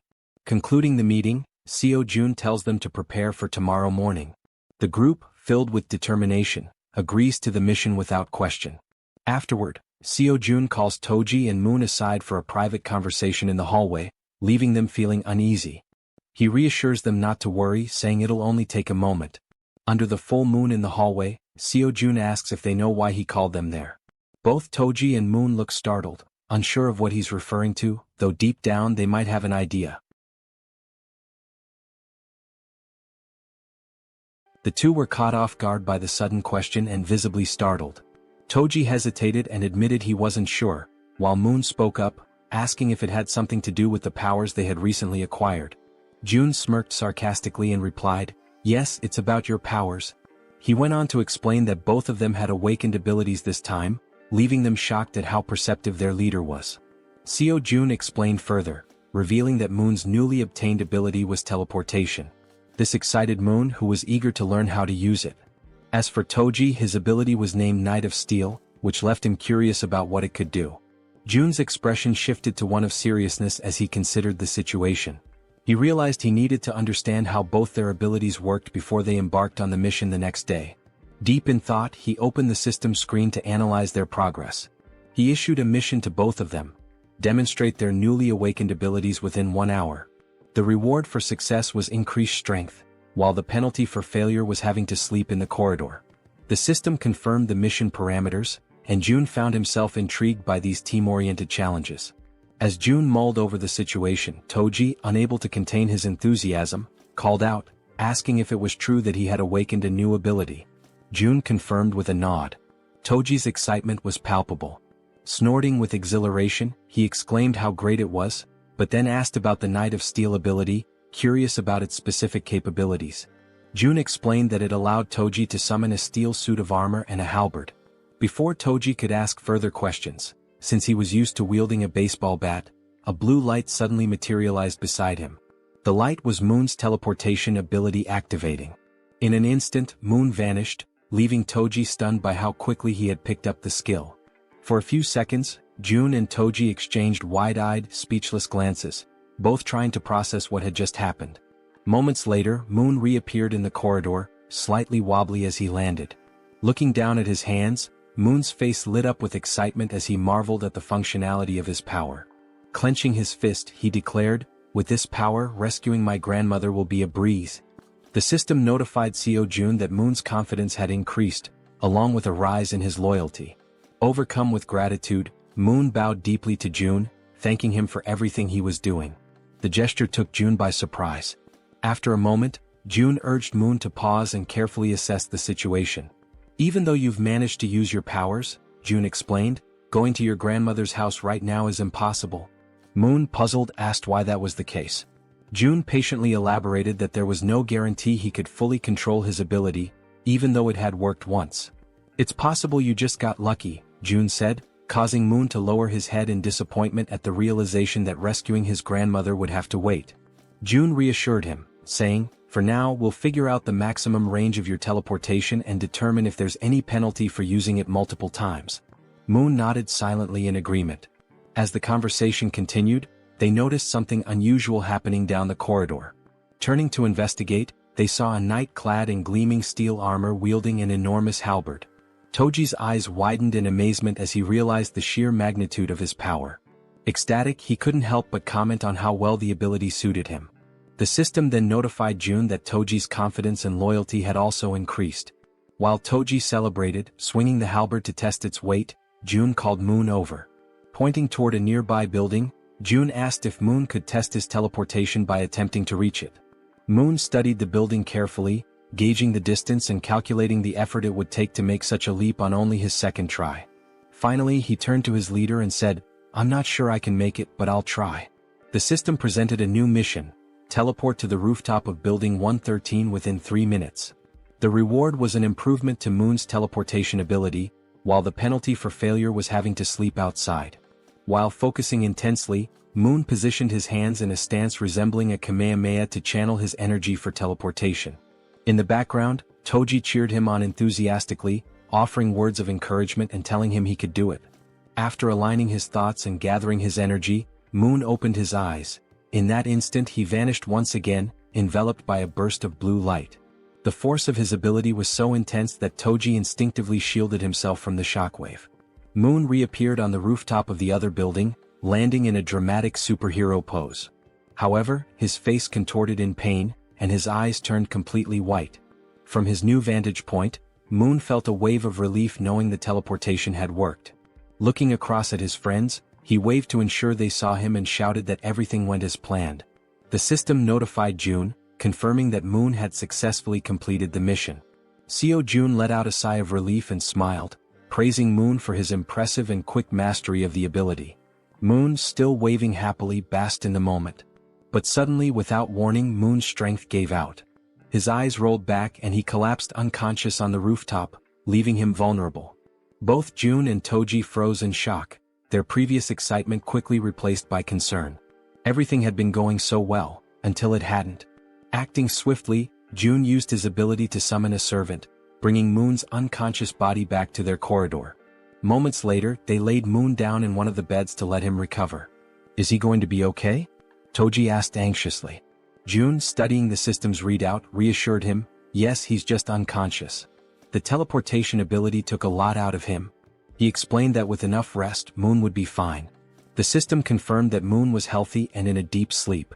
June added, "This probably happened because he's not used to using the ability yet." Relieved, Toji sighed and said he was glad to hear it. June then shifted the focus. "Now it's your turn," he said, surprising Toji with the sudden declaration. "Wait, my turn?" Toji asked, caught off guard. The system displayed Toji's mission: perform 100 push-ups and 100 squats while wearing the steel armor. The time limit was 10 minutes and the reward was increased strength. The penalty for failure? Sleeping outside. Without hesitation, Toji began the exercises, starting with the push-ups. Clad in his heavy steel armor, every movement required an incredible amount of effort. Sweat poured down his face and dripped onto the floor as he pushed himself to the limit. Determined, he moved on to the squats, completing the second half of the mission with gritted teeth and unwavering resolve. When he finished, Toji stood tall, exhausted but triumphant, shouting, "Mission accomplished. I did it." The system confirmed his success, notifying June that Kang Deoksu, Toji, had completed the mission. Breathing heavily, Toji leaned against the wall to catch his breath while June observed him, impressed. With a body like his, so athletic and resilient, it's no wonder he has such endurance, June thought to himself. Suddenly, the system displayed a new message, something June had never seen before. "What's this?" June muttered, his eyes narrowing at the unexpected notification. As he studied the screen, Toji asked, "Is that really all for the mission?" June nodded, smiling warmly. "Yes, great job. You can go rest now." The system finished calculating and displayed a notification. Toji's strength had slightly increased. Turning to June, Toji expressed his gratitude. "Thanks for taking the time to help us. I really appreciate it." June, surprised by the sudden notification and watching Toji feel the changes in his body, noticed a new sense of energy radiating from him. Looking at his own hands, Toji clenched them into fists, feeling the power coursing through his veins. "This reward changes everything," he said with a confident smile. The next day, somewhere in a dark alley in Busan, Han screamed in desperation, urging everyone to run. The group scattered, fleeing for their lives as a ferocious horde of goblins pursued them. Toji, however, stopped running and turned around, his fury evident. Assessing the situation, he decided to act. The goblins, focused on their chase, were suddenly blinded by a brilliant light shining in front of them. As they adjusted their vision, they saw a towering figure clad in a steel suit of armor wielding a massive halberd. Without hesitation, Toji charged forward and struck the nearest goblin, impaling it with his halberd in one swift, powerful motion. Then Toji unleashed a flurry of diagonal strikes in rapid succession, cutting down goblins one after another. But the goblins, fueled by rage, refused to give up and surged forward with a determined attack. Expecting a direct assault, Toji braced himself, but the goblins cunningly outmaneuvered him, slipping past to target the more vulnerable backline. In an instant, arrows struck the goblins' heads in swift succession, ending their rampage permanently. Toji turned to see what had happened and spotted Moon wielding a bow and arrow. "Don't worry," Moon called out confidently. "I'll handle any goblins that get past you. Focus on the ones ahead." Gripping his halberd tightly, Toji turned back to the remaining goblins. A smirk spread across his face as he responded, "Got it?" Seeing Toji's renewed focus, the goblins froze, hesitating in their attack. One by one they began to retreat, turning back to where they came from. Frustrated, Toji yelled at them to come back and face him. As the goblins retreated, terror gripped them when a massive shadow appeared before them. It was the bear girl, her glowing red eyes piercing through the chaos. This was her dramatic first appearance, emerging from an ambush prepared for the retreating goblins. The goblins had no choice but to surrender to their fate, collapsing in despair and lamenting their past misdeeds. The group showed no mercy. Moon's arrows flew with precision, Toji's halberd struck powerfully, and the bear girl slashed through the goblins with her razor-sharp claws. Together they defeated the goblins one by one. Seizing the opportunity, Han shouted to Moon, "Now's your chance. Go." Moon, understanding the urgency, broke into a sprint toward his grandmother's house. "Thank you, Han," he called back as he ran, grateful for the opening created by his comrades. Meanwhile, the system notified Seo Jun that the citizen Moon had completed his mission. A pop-up appeared, stating that it was now evaluating the missions Moon had completed. Back in the comfort of his room, Seo Jun sat with his ultimate eyes ability activated, observing the system screen while slurping on cup noodles. The system pinged again, declaring the evaluation complete and awarding him 132,966 won, which was deposited into his Shutin's wallet. Jun paused mid-bite, stunned by the reward. This time it was actual money. Returning to his meal, Jun reflected on the situation.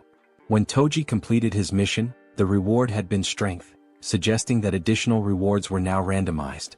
It makes sense, Jun thought. The missions are getting harder, so the rewards should scale with the difficulty. The system chimed again, confirming that Moon had completed all the missions available to him for the day. It also announced it would begin evaluating the rewards for Moon's completed tasks. The assessment concluded instantly. Still savoring his noodles, Jun grinned and said, "All right, let's see what the reward is." The system congratulated him for hitting the jackpot. For those unfamiliar, it clarified that a jackpot is the maximum prize accumulated in games of chance like slot machines or lotteries. Reading this, Seo Jun froze, momentarily stunned. Paralyzed with anticipation, he stared at the screen, waiting to see what incredible reward the jackpot would bring. Still staring at the system notification, Jun remained frozen in shock, his cup noodles stuck in his throat as he tried to process what the jackpot could possibly be. Then the system displayed the reward, a skill point granted as part of the jackpot. Upon reading this, Seo Jun's lips curled into a satisfied smile. This was perfect. He could choose exactly where to use the point. Back on the streets, Moon sprinted toward his grandmother's house at such an incredible speed that a faint blue aura trailed behind him. As he drew closer, exhaustion crept in, sweat dripping down his forehead. His mind raced with anxious thoughts. What if something had happened to her? Upon arrival, the house came into view, a small, simple home, completely unprotected against monster attacks. There were no barriers, no fortifications, just an ordinary house standing vulnerably amidst the chaos. Moon didn't hesitate. He rushed to the door and pushed it open, but a deep fear clawed at his chest. Frantically, he dashed through the house, checking every room as he called out, "Grandma, where are you?" Then he reached the bedroom. His eyes widened in shock. There she was, lying on a futon mattress, peacefully asleep, far calmer than Moon had ever imagined she would be. Cautiously, he approached, gently placing a hand on her shoulder.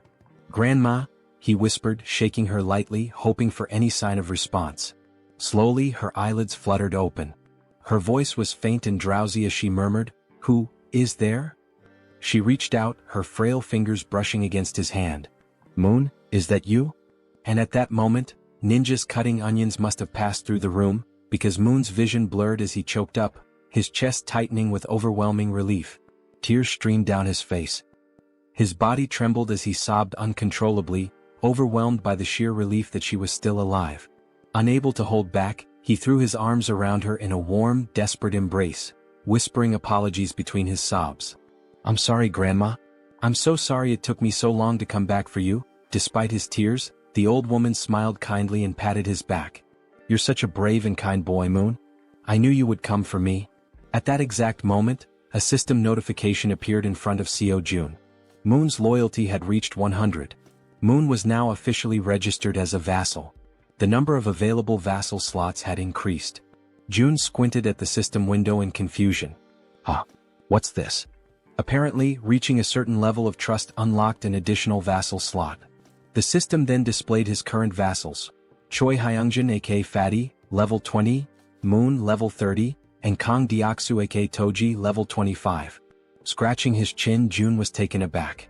Wait, so I can level them up too?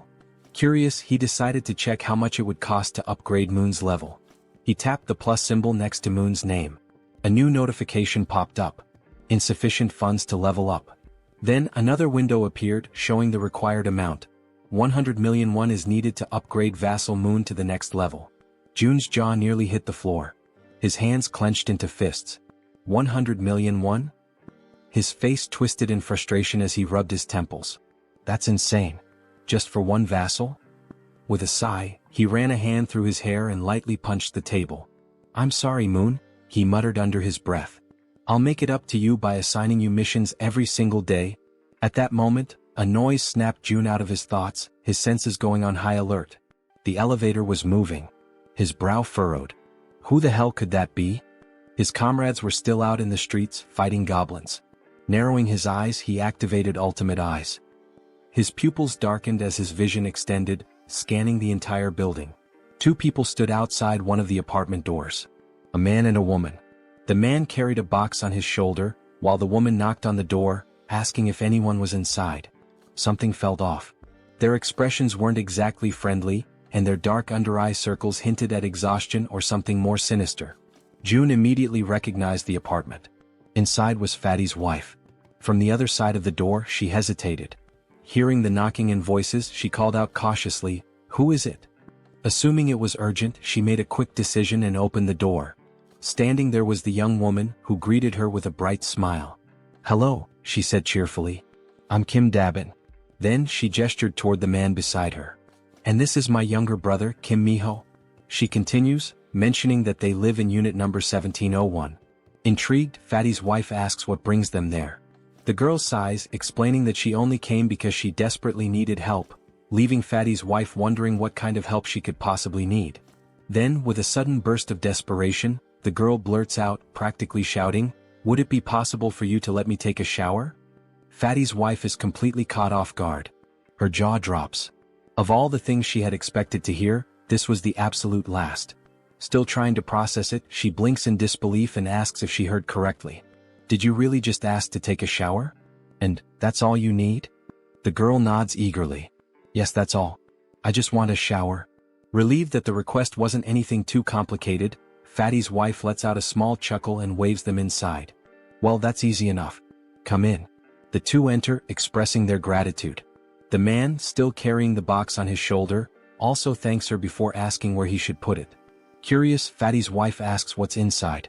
As he places it down on the floor, the girl, still grateful, explains that it's just canned food and some miscellaneous supplies. The man opens the box, revealing various types of canned goods, exactly as she had said. Seeing this, Fatty's wife smiles and thanks them, mentioning that they really didn't have to go through all that trouble. The girl waves it off. "It's nothing really.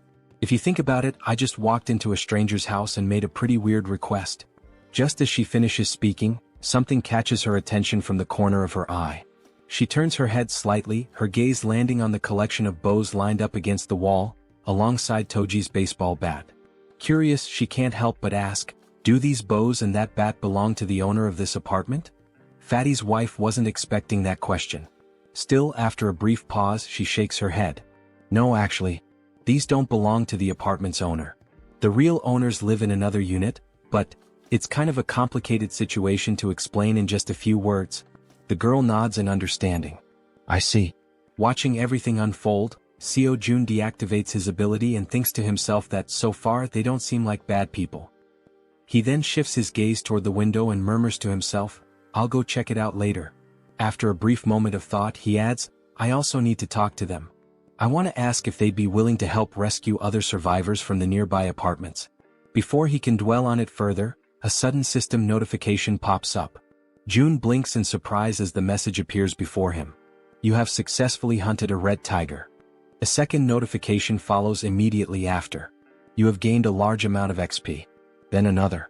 39,783,201 has been deposited into the Ultimate Shutin's wallet. And finally, one last message.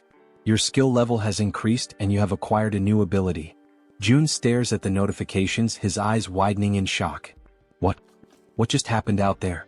He hadn't even been paying attention for that long. How could so much have changed in such a short time? Without hesitation, he forces himself to reactivate Ultimate Eyes, pushing his abilities to their limit despite the strain. Outside, the battlefield is far from calm. Han, the archer, and the guy with glasses are both lightly wounded. In front of them, the corpse of a massive red tiger lies motionless on the ground, and next to it, the werebear is also severely injured, struggling to move. The rest of the group stands frozen, unsure of what to do next. June observes everything, but a strange feeling creeps up on him. His stomach twists, and his chest tightens as a wave of unease washes over him. What the hell just happened? Suddenly, a sharp pain shoots through his body. His muscles spasm, cold sweat dripping down his face as an overwhelming pressure grips his chest. He groans in agony, barely able to keep himself upright. Then the system sends another notification. You have discovered individuals who are eligible to receive citizenship. Through the pain, June barely manages to process the message. There are still people who aren't citizens yet? His breathing is ragged, but he forces himself to speak. System, grant them citizenship. A new notification appears instantly. A list of names flashes across the screen. Citizenship has been granted. And then, another alert. You have officially reached 50 citizens. An additional message follows. The amount of XP and money that citizens can earn has increased by 100%. But the surprises don't stop there. A final notification appears on the screen, revealing something unexpected. As the number of citizens has reached a specific threshold, all citizens have unlocked a new ability, Power of Trust. June stares at the words mind racing. Power of Trust. What does that even mean? Despite his lingering confusion, his thoughts drift back to the battlefield. He clenches his jaw. Did anyone get seriously hurt? Back on the streets, we see Moon, slightly injured and gasping for breath, making a tremendous effort as he carries his grandmother on his back. Everyone else is also wounded, running desperately while providing cover for Toji, who is carrying the injured werbear woman. Observing this, June quickly realizes that the situation outside is far worse than he had imagined. And of all people to be seriously hurt, it had to be the werbear. As the group races to escape, a horde of goblins suddenly appears right in front of the two carrying the wounded. The team members covering them from behind immediately let loose a volley of arrows, striking down goblins to clear a path. The archer, watching closely, is startled by the precision of the man with glasses. How the hell did you pull that off with a single shot? She asks, eyes wide. The man looks just as confused. I honestly have no idea. As they continue running, the archer suddenly realizes something. For some reason, my body feels lighter. Han, running beside her, nods in agreement. Yeah. And I just noticed, I'm not even out of breath anymore. Meanwhile, back with June, the system finally provides an explanation. The ability Power of Trust is a passive skill that increases all stats by X%, where X equals the trust level of each citizen. Seo June stares at the message in disbelief. This skill didn't even exist before. How the hell is it so strong? Then, another realization hits him. Every single member of his group has at least 50 trust points or more. This means that all their stats, including stamina, strength, reflexes, and more, have naturally increased by 50%. At that very moment, Moon's expression shifts as if something suddenly clicks in his mind. He has a hunch. This must be another one of June's new abilities. The system then notifies June of something else. Both of the girls have now surpassed 30 loyalty points. As a result, they are now eligible to be registered as vassals. Without hesitation, Kim immediately commands the system to register both of them. The moment it happens, the two women suddenly stop in their tracks, their bodies tingling as an overwhelming power surges through them. The system follows up with an update. Kim Gaeong, now at level 20, has acquired the piercing ability. Yu Hyerin, now at level 25, has awakened the skill Poisonous Mist. Now, brimming with their newfound power, the two turn back, ready to face the goblins chasing them. The archer steadies herself, drawing her bow. She fires an arrow straight at the goblins. Normally, her shots always land as headshots, every single time. But this time, something is different. The arrow doesn't just pierce through one goblin, it ricochets off and strikes several others, piercing through them effortlessly. Confused, the archer furrows her brows. What the hell? What just happened? The system promptly provides an answer. The ability Piercing is a Tier C skill that uses mental strength to fire a penetrating arrow. June, standing with his arms crossed, watches as the information unfolds before him. Now that he knows what the ability is, he immediately issues a command to the system. Create a mission. A new quest pops up. The archer must use Piercing to hunt 10 goblins within a 10-minute time limit. Reward: increased piercing proficiency. Penalty for failure: fatigue. As he processes this, June shifts his attention to the other ability. Unlike Piercing, this one seems far trickier. Poisonous Mist is a deadly attack, and while it's classified as a B-rank skill, using it incorrectly could endanger the entire team. June exhales sharply, deciding to deal with it later. I'll figure it out when the time comes. Just then, the system sends another notification. The archer has successfully completed the mission. 10 goblins eliminated. A new message follows. The maximum number of missions available for today has been reached. Evaluating. June sighs, unimpressed. The rewards weren't that great this time. But now that the battle outside has settled, he decides it's time to check on the citizens living on the lower floors. Activating ultimate eyes, he scans the corridors. His gaze locks onto the silhouette of a man walking calmly through the halls, his hands tucked into his pockets. June watches as the man heads toward the bathroom, likely to collect water. Smart. June notes that this man has good survival instincts. He's gathering water before supplies run low. Shifting his focus elsewhere, June spots another pair, a man and a woman sitting together, preparing to eat. He observes them for a moment, realizing something important. They're already capable of gathering food and water on their own. Then, in another part of the building, something unexpected catches his eye. A woman. She's lying motionless on the floor inside a room. Without a second thought, June bolts toward her. The system immediately provides an update. Kim De-jung. Trust level, 18. Ability, healing, awakened. June's heart pounds in his chest. Healing? His eyes dart between the system message and the unconscious woman on the floor. He reads the ability description. She can heal wounds. A surge of urgency floods through him. She's the first healer they've found, and they desperately need her. Without hesitation, June sprints forward. He has to help her, no matter what. After sprinting through the hallways, June finally arrives in front of the door to the room where the woman had collapsed. His breathing is still heavy from the run, but he quickly composes himself and reaches for the doorknob. Slowly, he tries to turn it, hoping to gain access without any trouble. However, to his surprise, the door is locked from the inside. A deep frown settles on his face as he realizes there is no way for him to open it from the outside. The sudden obstacle causes his shoulders to slump slightly, and he takes a step back, frustration creeping into his thoughts. But just as he starts to contemplate another course of action, something unexpected happens. His eyes widen momentarily as a new notification from the system appears before him. By sheer coincidence, or perhaps fate itself, he has just acquired a new skill. The system promptly displays its details. The ability is called Invisible Hand, and it is currently at level 1. According to the description, it allows him to summon and control an invisible hand at will. Reading the notification, a surge of newfound determination fills his chest. His grip tightens into fists as he mentally acknowledges the absurd but undeniable reality of his newfound power. Silently, he expresses his gratitude for this sudden stroke of fortune. Closing his eyes for a brief moment, June focuses his thoughts entirely on the locked door before him. He visualizes himself breaking the lock, willing it to yield under his command. When he finally opens his eyes, he is met with an unexpected yet welcome sight. Right before him, materialized out of shut-in energy, is a lock-breaking tool, a sturdy bolt cutter formed entirely of the same strange energy he has come to rely on. Without hesitation, he reaches forward, taking hold of the newly formed tool. The cold sensation of the manifested object in his grip confirms its existence. Without wasting another second, he positions it against the lock and applies pressure. A sharp snap echoes through the quiet hallway as the lock gives way effortlessly. With a swift motion, he pushes the door open and rushes inside. The moment he steps into the dimly lit room, his gaze immediately lands on the unmoving woman lying on the floor. Now that he is seeing her up close, the eerie stillness of her body makes the entire scene feel unsettling.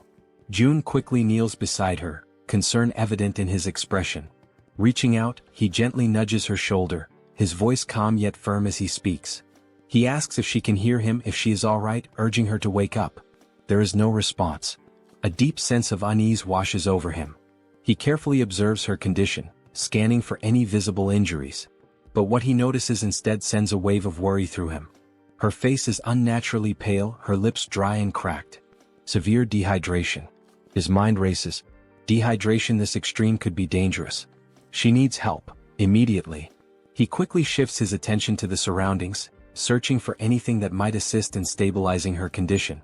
His eyes dart around the room, taking in every detail. Then, something catches his attention, something that makes him pause, confusion flickering across his face. There is water in the room. Yet, despite the presence of water, she is still in this critical state. It makes no sense. The contradiction unsettles him, sending a cold shiver down his spine. Glancing back at the woman, he forces himself to push aside the troubling thoughts. Now is not the time to question the situation. The priority right now is saving her. A sudden idea forms in his mind. Without hesitation, he opens the system interface. There is a chance this might work. June quickly assigns her a mission, a simple yet crucial task. The mission objective: breathe. The reward: immediate recovery from dehydration. The system processes the command, deducting 10,000 won as the cost for activating the mission. Almost instantly, a soft blue aura begins to envelop the woman's body. June watches intently, his pulse quickening as the energy works through her. Then faint sounds escape her lips, a weak, breathy noise, but a clear sign that she is beginning to stir. Relief floods through him. It worked. Slowly, her eyelids flutter open, her gaze hazy and unfocused. A blurred silhouette of a figure stands before her, a voice reaching her ears, asking if she is awake. Her mind struggles to process the situation. Her voice, weak but laced with confusion, manages to form a question. Who is he? And why is he in her room? June straightens slightly, meeting her dazed gaze. He introduces himself, explaining that he lives in a unit just above hers in the building. She blinks, her expression still foggy with exhaustion. The information doesn't seem to register right away. Still lying on the floor, she questions him again, her voice laced with uncertainty. How did he get inside? June, seeing no reason to hide the truth, states it plainly. He tells her that he saw she was unwell and decided to enter, by force breaking the door open to reach her. A moment of silence lingers between them. Then her breath hitches. Her expression shifts as realization dawns. Without warning, tears begin streaming down her face. And yet she does not say a word. She simply cries as if the weight of everything she had been enduring had finally caught up with her.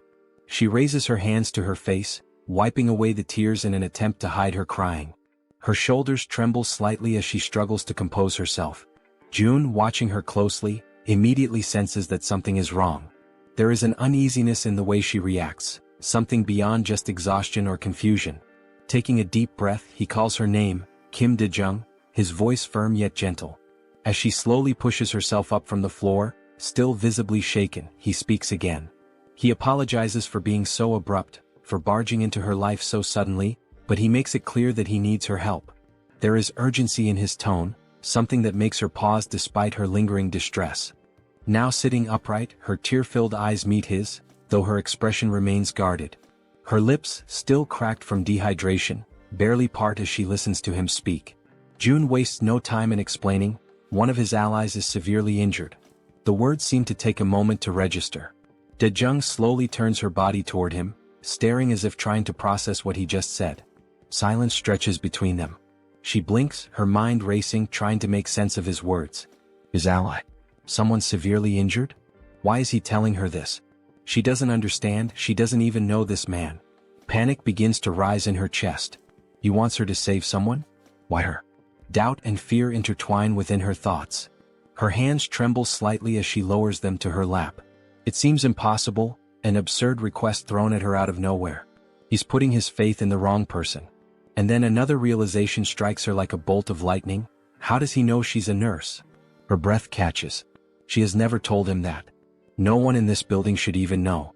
A wave of unease washes over her, yet at the same time, something about the way he speaks, the way he asks for help, doesn't feel threatening. There is no malice in his words, no ill intent in his eyes. Still hesitant, still uncertain, she makes a decision. She has to see for herself. Slowly she turns to face him completely. Though suspicion lingers in her gaze, she swallows down her doubts and agrees to help. Her voice, though weak, carries a firm resolve as she asks where exactly she is supposed to go. June doesn't answer right away. Instead, he opens the system interface, his fingers moving swiftly across the translucent screen in front of him. He asks her to wait just a moment. He assigns her a mission, one that instructs her to use healing magic to cure the wounded werbear. The mission comes with a 1-hour time limit, a reward labeled as improved, and to his relief, no penalties. His eyes flicker with determination as he reads the details. He must save the werbear no matter what. Turning back to De-jung, he tells her that for now she should rest. He will personally bring the injured person to her. He then instructs her to find something to help with her own dehydration. But De-jung, already overwhelmed, barely has time to process his words before something utterly impossible happens. From seemingly nowhere, oranges begin to materialize in midair. Her eyes widen in pure shock, her breath hitching as she watches several bright oranges fall from the void and land in front of her. For a long moment she simply stares, her mouth slightly open, completely stunned. Then, snapping out of her daze, she frantically raises a shaking finger, pointing at the fruit on the floor. "What is this?"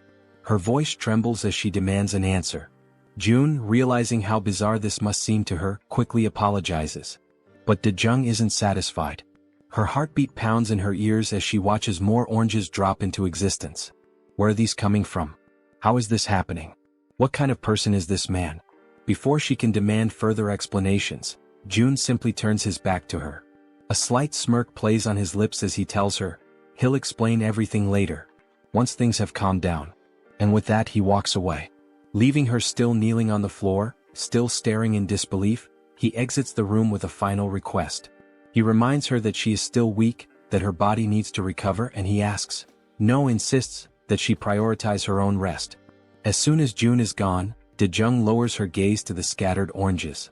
Slowly she reaches out, picking one up.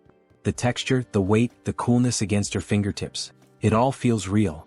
She squeezes the fruit gently, expecting it to vanish like an illusion, but it remains solid in her grasp.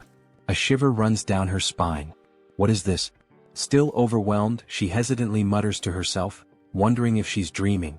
Because never, in her life has she seen anything like this before. Meanwhile, June wastes no time. He rushes back to his shut-in apartment, moving with quick, determined strides. His mind is already focused on helping his allies outside as fast as possible. The system chimes with a notification. The healer's trust level has increased. He stops for a brief moment, narrowing his eyes at the message. She hadn't trusted him before. That much was obvious. But now, it seems like her perception of him has changed, even if only slightly. Still, it isn't enough for him to let his guard down. Trust takes time. And honestly, he can't blame her. If someone broke into his home out of nowhere, he wouldn't trust them either. Shaking his head, he steps onto the balcony, his gaze drifting downward. His thoughts remain heavy, but as he looks out toward the streets below, something makes his entire body freeze. His blood runs cold. A massive, ferocious red tiger is charging through the streets, its powerful limbs propelling it forward with terrifying speed. And it's chasing his allies. June's breath catches as he sees his companions below, running for their lives. Desperation is evident in the way they scramble to escape, but the monstrous beast closes in on them, its deadly fangs gleaming under the dim light. Then, as if things couldn't get any worse, its piercing eyes fixed on its targets, its muscular body moving in perfect synchrony as it hunts his team. A wave of panic washes over June. This isn't just a dangerous situation. This is a massacre waiting to happen.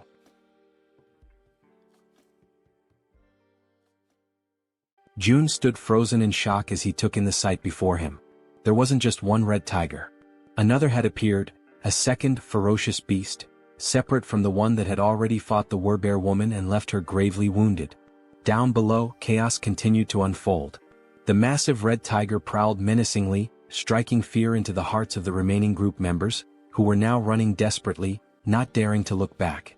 Fear gripped them entirely, their survival instincts pushing them forward. Amidst the frantic escape, Harem, the girl who had received the power of poison, misstepped. Her foot twisted unnaturally, and pain exploded through her leg as she collapsed onto the hard ground.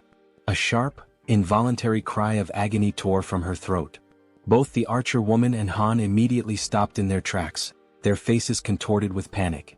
Their eyes darted back to her, calling out her name with pure desperation. Gritting her teeth, Harem struggled to push herself up, trying to fight through the pain. But her body was already beyond exhaustion, her limbs heavy, refusing to obey her will. No matter how much she willed herself to move, she couldn't. The archer's voice rang out through the air, a raw scream of distress. Because the enormous red tiger was already preparing to strike. Its muscles coiled, eyes locked onto Harem like a predator savoring its helpless prey. It was ready to devour her, its powerful body lunging forward just as she finally managed to stagger back onto her feet. But she had yet to realize how dangerously close the beast truly was. Her mind was occupied by something else, perhaps a last-ditch plan or sheer disbelief at her predicament. Then at last she turned her head. And in that instant she understood. The beast was right there. The realization hit her like a tidal wave, crashing down and swallowing her whole. A cruel truth settled into her bones: there was no escape. For a brief, soul-crushing moment she stopped resisting. The fight drained from her eyes and she surrendered to the inevitable. She stood still, bracing for the end, waiting for the red tiger's jaws to clamp down and rip her apart. And then, in a sudden flash of light and violet smoke, she was gone. The tiger's gaping maw snapped shut on empty air. A growl rumbled deep in its throat, confusion flickering through its burning eyes. It didn't understand what had just happened. A heartbeat ago, its prey had been right there. And now, vanished. The frustration of the failed kill sent the beast into a deeper fury. At the same moment, Harem reappeared, disoriented, drenched in sweat, her breath ragged and uneven. Her mind reeled as she tried to comprehend what had just occurred. Had she died? Was this the afterlife? Pain surged through her limbs, sharp and unrelenting, reminding her that she was still very much alive. That was when she saw him. June. He was standing there watching her closely. It had been too close. A fraction of a second later and she wouldn't have survived. The weight of that realization pressed down on him. Harem, still trembling, looked up at him, but no words came. She was too exhausted, too overwhelmed to speak. Meanwhile, outside, the others were still running for their lives. June took a deep breath, his mind racing. At the very least, he had bought them some time. One less person in immediate danger meant the group below had a slightly better chance of escaping. Then his system screen flashed with a new notification. He had discovered individuals who met the criteria to be granted citizenship. The system prompted him: did he wish to approve their citizenship? Before he could process this, another sudden movement caught his eye. Moon appeared, using his teleportation ability to warp into the apartment, carrying his grandmother in his arms. As soon as he landed, he turned to June, his expression frantic. His breathing was unsteady, but his grip on the elderly woman remained firm as he pleaded for June to take care of her. June glanced at Moon, then at the frail woman in his arms. The concern in Moon's eyes was unmistakable, but June's mind was already occupied with something far more urgent. Raising a hand, he told Moon to wait. There was a bigger problem right now. Moon parted his lips, ready to argue, ready to demand an explanation. But then he looked at June's face, at the seriousness in his expression, and he understood. Whatever June was dealing with, it was far worse than he had realized. Without another word, Moon nodded. He could tell that, at this moment, his grandmother was not the priority. Down below, the relentless red tiger was still in pursuit, refusing to let up. It chased the remaining group members without mercy, its predatory instincts fully awakened. June clenched his fists, forcing himself to focus. He needed to act. Activating his new ability, Invisible Hand, he made a decision. That tiger needed to die, and he had to find a way to kill it. Down in the streets, the archer, Han, and Togi, who was still carrying the injured werbear, kept running. But no matter how hard they pushed themselves, the red tiger was catching up. Han risked a glance over his shoulder, his stomach twisting with dread. If this continued, they were all going to be devoured. He had to do something. Instinct took over. Without a second thought, Han skidded to a stop, planting his foot firmly on the ground. His fingers tightened around one of his baseballs. His heart pounded in his chest as he raised his arm, channeling everything he had into one throw. A faint blue glow began to radiate around him, intensifying with each passing second. He poured everything into it. Then, he hurled the ball with all the force he could muster. It soared through the air, cutting through the night like a bullet. For a moment, hope flickered. Maybe, just maybe, it would hit. But in the blink of an eye, the tiger dodged. The ball shot past it, colliding uselessly with the ground. A low, guttural growl rumbled through the air. Then, the red tiger threw back its head and roared, a deafening sound that reverberated through the city streets, a declaration of its dominance. The archer's voice rang out in terror as she screamed for Han, begging him to run. But it was too late. The red tiger, eyes gleaming with lethal intent, lunged at him. Teeth bared, claws outstretched. Han gritted his teeth, knowing he was out of time. There was nothing he could do to stop it. But there was one thing he could still do. A single desperate choice. He turned his head and shouted for his friends to keep running. Then, without hesitation, he broke into a full sprint in the opposite direction. If he could lead the tiger away, even if it cost him his life, then at least the others might make it out alive. His chest heaved. His legs burned. Every step was fueled by sheer willpower. But deep down he knew. This could be the end for him. And still he ran. As he approached a parking lot, hoping against all odds that goblins or some other kind of monster would appear to distract the red tiger. Han continued to run with all the strength he had left. But once again the relentless beast was far too close behind him. It was undeniable now, this was truly the end for him. While sprinting, he risked a glance over his shoulder, his breath catching in his throat as he took in the sight of the enormous glistening fangs of the red tiger. They were massive, sharp, and deadly, a testament to the inevitable doom that awaited him. At that moment, his gaze locked with the tiger's, and an unspoken understanding passed between them. This was it. There was no escape. His fate was sealed. Just when all hope seemed lost, when every fiber of his being prepared to accept his tragic demise, something unexpected happened. A strange, pulsating purple force suddenly materialized and coiled tightly around the red tiger's neck. It appeared out of nowhere, wrapping around the beast with a speed and intensity that defied comprehension. In an instant, the force pulled downward with such overwhelming strength that the tiger's head was violently slammed into the ground. The impact was so powerful that the very pavement beneath them cracked and shattered, sending debris flying in every direction. The tiger let out a guttural snarl of frustration, struggling against the mysterious force. Its powerful limbs instinctively clawed at the ground, attempting to regain stability, but the unseen energy was relentless. Slowly, its paws began to lift off the ground, its body suspended as if an invisible hand were hoisting it up. The purple force continued to constrict, tightening mercilessly around the tiger's throat, squeezing the life out of the monstrous creature. It was unmistakable. This wasn't a natural occurrence. This was someone's doing. And Han, still frozen in shock from witnessing the impossible, knew exactly whose work this was. There was no doubt in his mind, this was Jun's power. Moments later, the archer woman and the bespectacled man arrived at the scene, their breaths ragged from the exhausting chase. They had rushed there, fearing for Han's safety, but what they found left them momentarily speechless. Their eyes widened in disbelief as they beheld the red tiger, still writhing in agony, its body dangling helplessly as the mysterious force continued to choke the life out of it. As the archer took in the scene, a system screen suddenly appeared before her, glowing softly in the dim light. She hesitated for a brief moment before focusing her attention on the text displayed before her. Her expression shifted almost instantly. Her eyes widened in shock as she absorbed the information. Then, as though gaining a newfound sense of understanding, she took a deep breath, regaining her composure. With a newfound calmness, she turned to her companions and without hesitation, stepped forward. High above, watching the events unfold from his vantage point, Jun observed everything with sharp, calculating eyes. There was no need for him to intervene any further. He had already done what was necessary. Now, as long as Gaeong, the archer, landed the final blow, he would receive 4 times the loot. Below, the red tiger, still trapped and gasping for air, thrashed desperately in a futile attempt to escape. But its fate was already sealed. The archer, understanding the significance of this moment, took her time, preparing what would be her most crucial shot yet. The tiger's fiery gaze turned to her, desperation evident in its glowing eyes. It was pleading for mercy, seeking even the faintest glimmer of hope for survival. But the woman standing before it held no sympathy. Her expression was one of cold resolve. Mercy was not an option, not for this wretched beast. She pulled back the string of her bow, channeling an intense blue aura into her arrow. The pressure emanating from the charged shot was immense, causing the very air around them to tremble. Then with a swift, decisive motion she released the arrow. A powerful gust of wind exploded outward as the arrow soared through the air, its force cutting through the night like a spear of vengeance.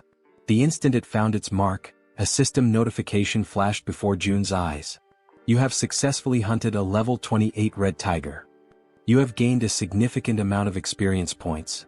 62,311,776 one has been deposited into your shut-in wallet. As the tiger's body collapsed lifelessly onto the ground, another notification appeared, this one highlighting the growing dynamics among the group. Team trust and loyalty levels have increased. Another notification followed shortly after. Han's loyalty level has exceeded 30. He now meets the requirements to be registered as a vassal. A satisfied smile played on Jun's lips. Everything had gone exactly as planned. He nodded to himself before selecting the prompt to accept Han's registration as his vassal. A few moments later, the scene shifted to another part of the building where someone was being healed. It was the healer, the woman who had previously collapsed in exhaustion within one of the rooms.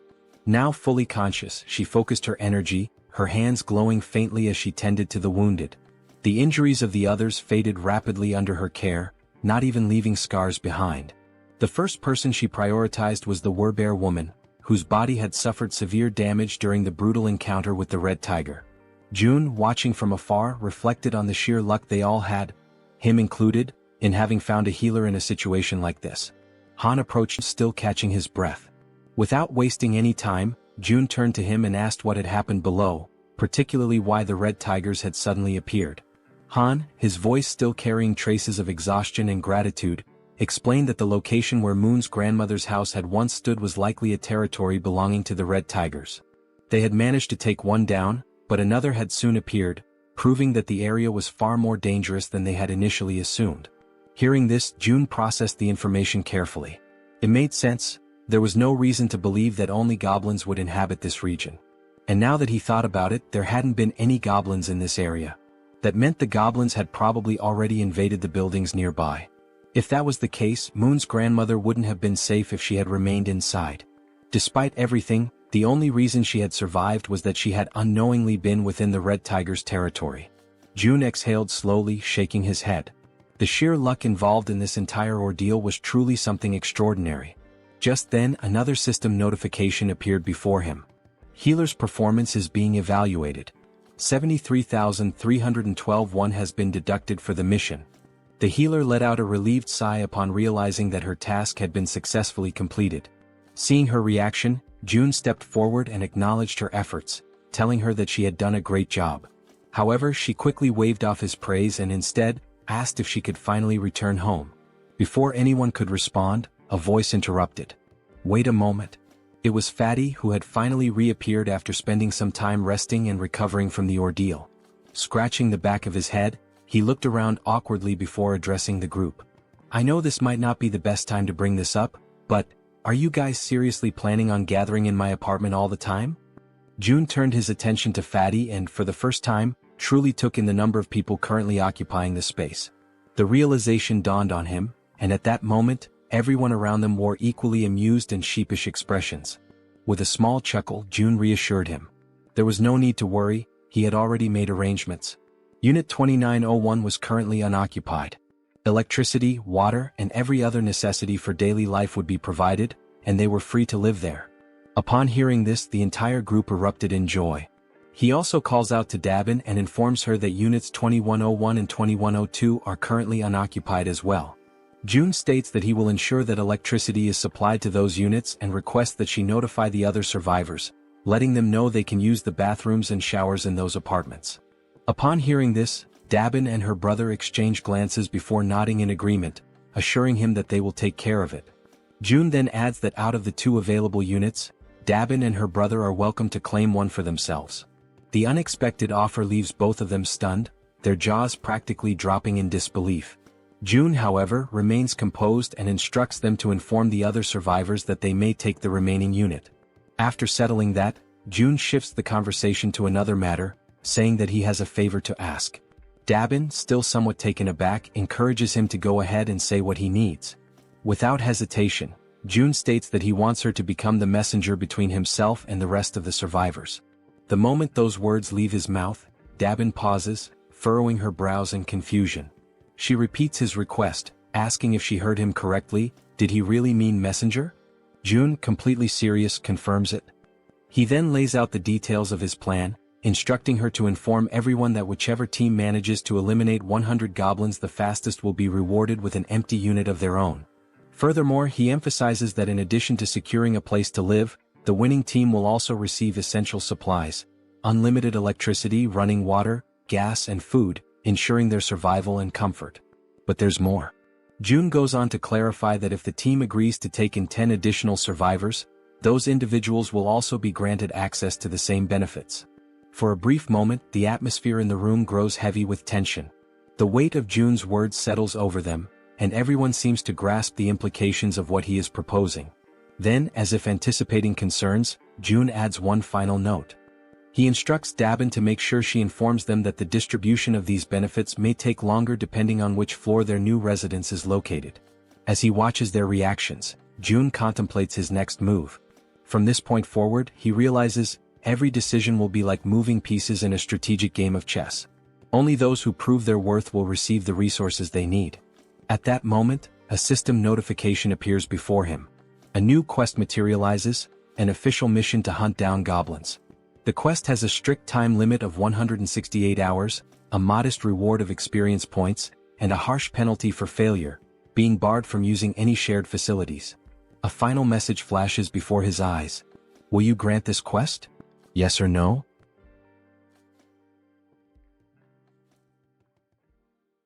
After that, all the residents that June had helped began hunting the goblins. Outside, one of them was desperately running for his life, being chased by an enormous horde of goblins. His breath was ragged and his legs burned with exhaustion, but he had no choice but to keep moving forward. The goblins were enraged, shrieking as they pursued him, their eyes glowing with a savage hunger. The young man in the red jacket was already drained from all the running, and regret started creeping in. He cursed himself for getting into this situation but kept repeating in his mind that he just needed to endure a little longer. As he continued sprinting, his eyes locked onto a door ahead, leading into the parking lot. His last hope of survival. Behind him, the goblins, with their sharp claws outstretched, were closing in rapidly, almost managing to grasp him. But at the last second, the young man threw himself forward, sliding across the ground as if making a desperate soccer tackle. His body barely squeezed through the doorway just before the goblins could reach him. With whatever breath he had left, he screamed in desperation, urging the others to attack immediately. His voice rang with panic as he warned them that the whole thing had been a trap. 3 other members of the group, armed with spears, stepped forward, assessing the situation with calm determination. They acknowledged the red-jacketed man's efforts, commending him for doing a great job in luring in even more goblins than they had initially expected. Without wasting a second, the spear-wielding men began their assault. Their weapons thrust forward in swift, practiced movements, piercing through the goblins before they could force their way through the door. Some of the goblins, already wounded, stumbled back, while others still fought desperately, pushing forward with wild fury. One by one, the goblins were cut down, their bodies being flung backward with every powerful strike. Realizing the overwhelming disadvantage, one of the goblins, seemingly higher in rank, let out a sharp, commanding screech, a call for retreat. Upon hearing it, several goblins turned tail and began fleeing without even looking back. Noticing their retreat, the spear-wielding men shouted for everyone to attack faster before they could escape. One of the men suddenly grinned, a glint of mischief in his eyes, as if he had just come up with something interesting. He turned to the others and asked if they wanted to see something cool. His teammates, unsure of what he was planning but intrigued nonetheless, nodded in agreement. The red-haired man took a deep breath, steadying himself, his focus entirely on his target. Holding his spear tightly, he aimed at the fleeing goblins and, with a force that almost seemed superhuman, hurled it forward. The sheer speed and strength behind the throw made it seem as if he possessed some hidden power. But in reality it was pure brute strength. The spear flew past the twin brothers, slicing through the air at an incredible speed, heading straight for the escaping goblins. One of the goblins, foolishly thinking it had made it to safety, was struck squarely in the back. Its body convulsed for a brief moment before falling lifelessly to the ground.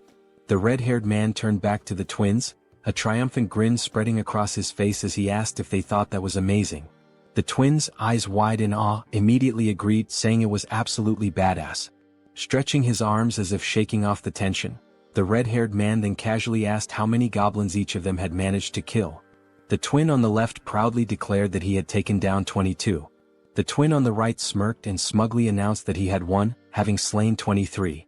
Hearing this, the red-haired man grinned even wider and stated that they had officially completed their mission of defeating 100 goblins.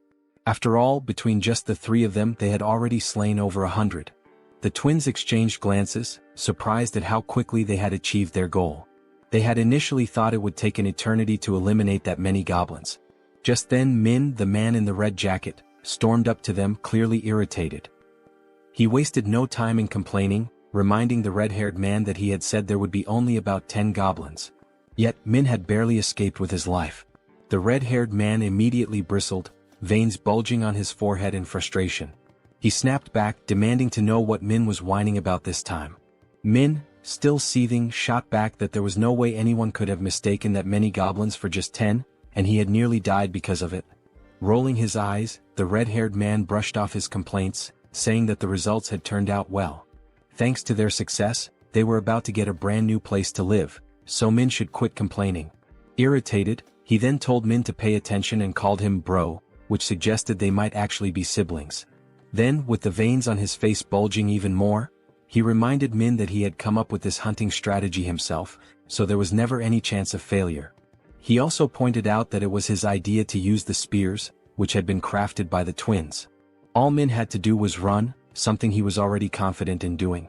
With an exasperated sigh, the red-haired man then offered Min a way out. If he was that dissatisfied, he could simply leave the team. At this point, his presence wasn't even making much of a difference anymore. Sensing the tension between the two brothers, the twins quickly intervened to prevent the argument from escalating into an actual fight. One of the twins calmly asked the red-haired man to relax, reminding him that Min had put in effort as well.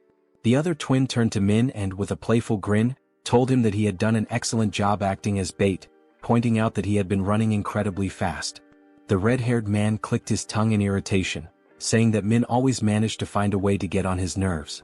He then demanded to know how Min dared to talk back to him like that. One of the twins, still grinning, urged Min to just apologize and get it over with. Realizing that arguing would get him nowhere, Min let out a sigh and begrudgingly muttered an apology. The red-haired man huffed in response, then turned his back on him. Dismissing the whole ordeal, he stated that it was time to move on, as they needed to head to the 21st floor to claim their new home. However, upon arriving at the 21st floor, ready to receive their reward, they were met with unexpected news. Dabin, looking somewhat apologetic, informed them that another team had already beaten them to it and claimed the reward first. The entire group froze in disbelief, their excitement immediately turning into shock. In their minds, they had been incredibly fast. There was no way another team had completed the mission before them. The red-haired man's face darkened, his irritation flaring up again. He demanded to know if there was really another team that had managed to slay 100 goblins faster than them. Dabin nodded, confirming it. Still unable to believe what he was hearing, the red-haired man furrowed his brows and told Dabin to stop joking around. In a protesting tone, he once again asked Dabin to stop joking around and to just hand over their house already. Dabin, maintaining a serious expression, insisted that it was no joke, she was telling the truth. Then she revealed that the group who had finished the hunt even faster had just arrived. The group that had killed the goblins first. Seeing who they were made the red-haired man even more irritated.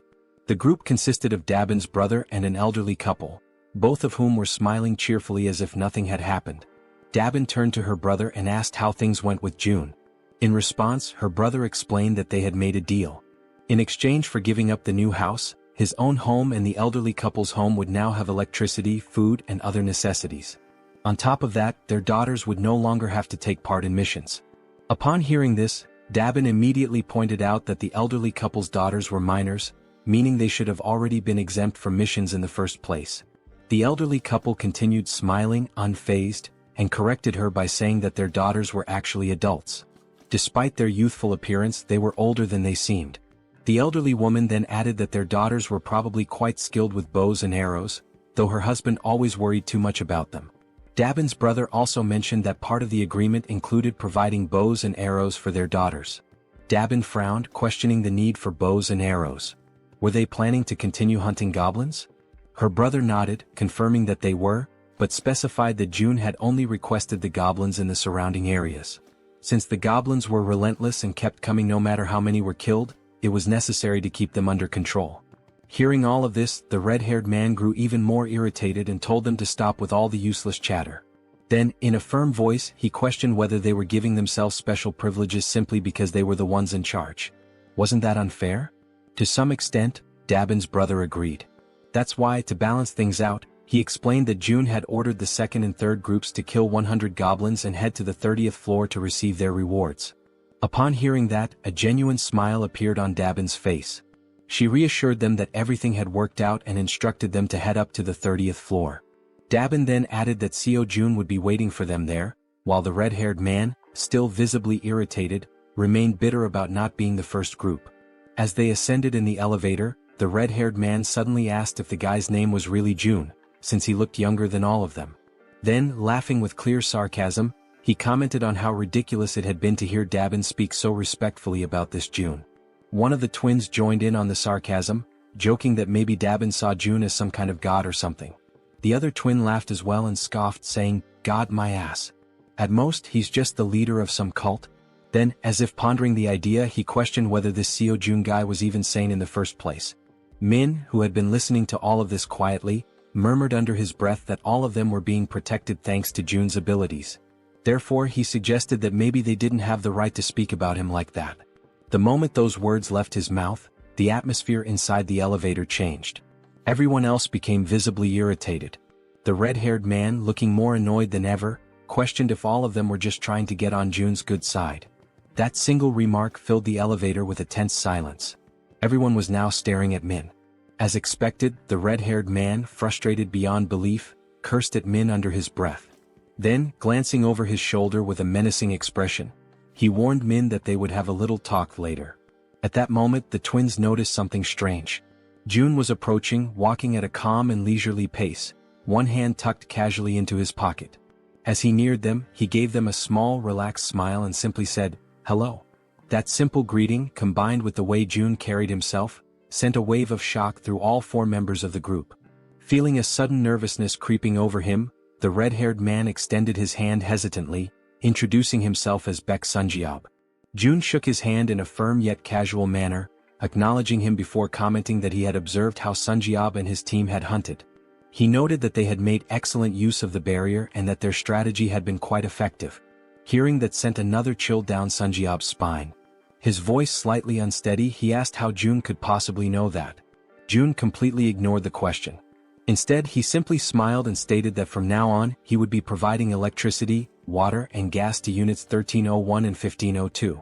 Sunjiob, still trying to make sense of what was happening, managed to thank him but couldn't hold back another question. How was any of this possible? Once again, Sunjiob asked how Jun was doing all of this, how exactly he was making it happen. And yet, for the second time, Jun ignored him. Instead, he casually reminded them that since they had successfully hunted 100 goblins, they were now qualified for these benefits. Then, as if the entire situation wasn't unsettling enough, Jun's expression shifted into a disturbingly eerie smile. With a tone that sent chills down their spines, he added, "By the way, I'm not some cult leader." His eyes glinted with amusement as he continued, "And I certainly don't have any intention of becoming a god." The weight of those words left the entire group frozen in place, completely paralyzed with fear and unable to react. Then, with that same eerie and slightly devilish smile, Jun raised his hand near his mouth, as if about to share a secret. "There's just one more thing." His voice carried an unsettling undertone as he announced that he had a request to make of them. Sometime after that, the new group is seen running at full speed, desperately fleeing from something. When the scene shifts to a front view, the four members are revealed to be escaping, but this time, it's not from goblins, it's from massive, bloodthirsty orcs. Their feet move swiftly as they turn a corner, frantically trying to put more distance between themselves and the monsters. As they round another street, they shout desperately for someone to hurry up and throw things at the orcs. Standing in front of them is Han, holding several spears in his hands. With a subtle smirk, Han tells them they did a good job.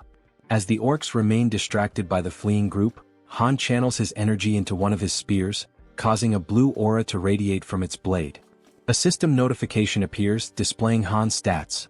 Level 33, holding the title of the 6th Knight, with 70 points in trust and 78 in loyalty. His awakened ability is throwing. Han's throws were already powerful, but now, by consuming mental energy, he can amplify his attack power up to 5 times.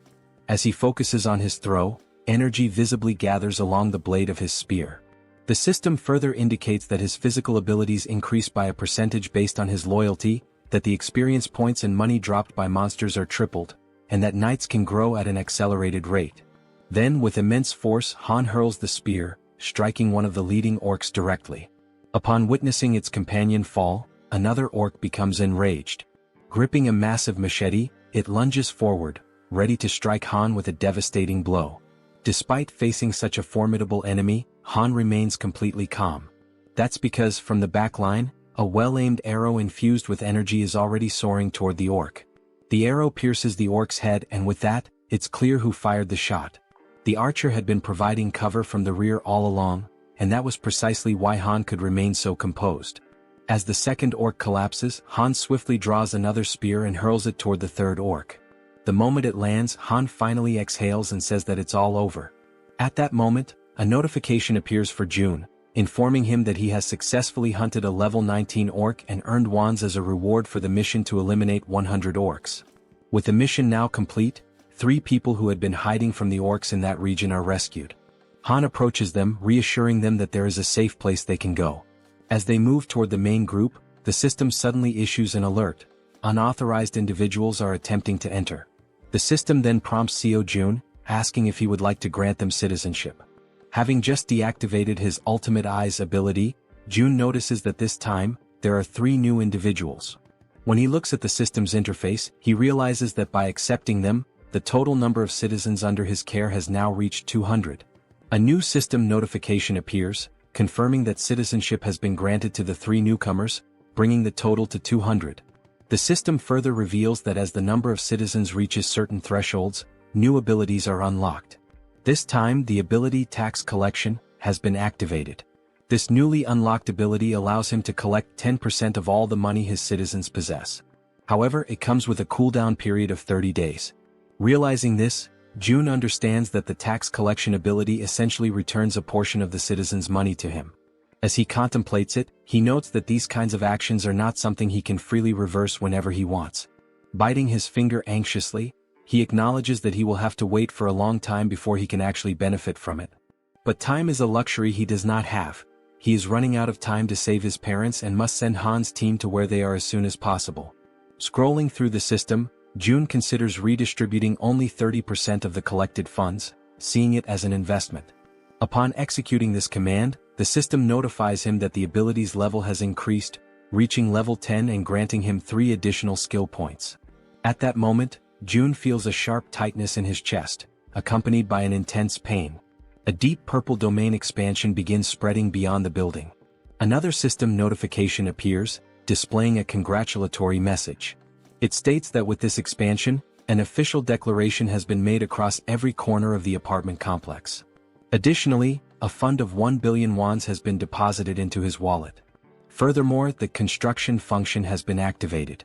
Still clutching his chest from the lingering pain, Jun looks at the system screen, reading the new notification.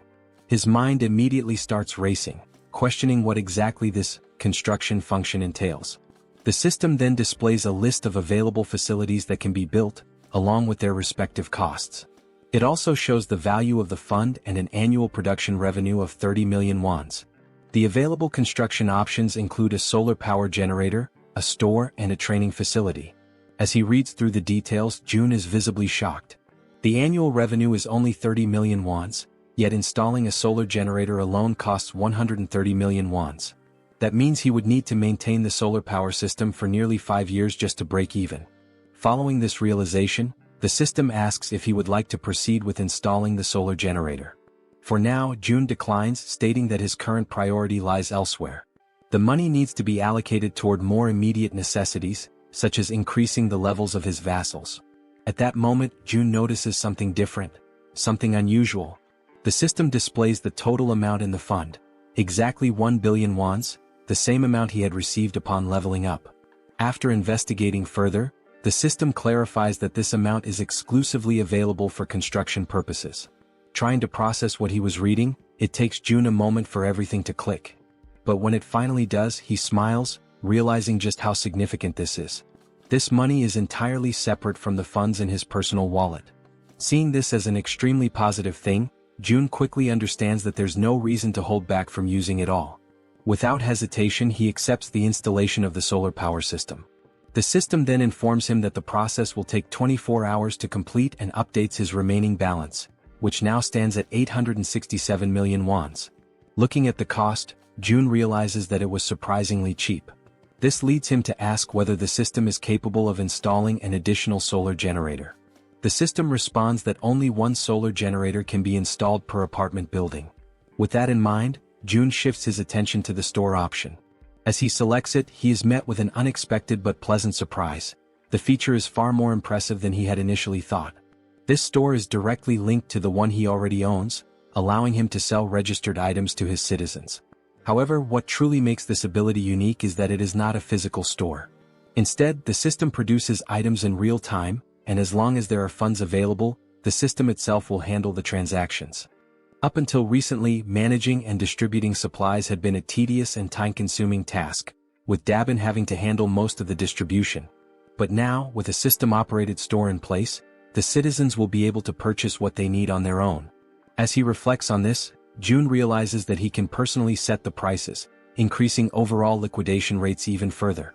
Without hesitation, he issues the command to install the store immediately. The system prompts him to select a location for the store's installation. He carefully considers the available locations before deciding to place it on the 101st floor. The system then displays the remaining construction time, 48 hours until completion. Finally, the third option, the training facility. The system notifies him that this training facility will allow citizens to improve their strength and endurance through basic training exercises, with a 200% efficiency boost. Additionally, for those below level 15, an extra 300% efficiency bonus will apply. Reading this, Jun feels a surge of excitement.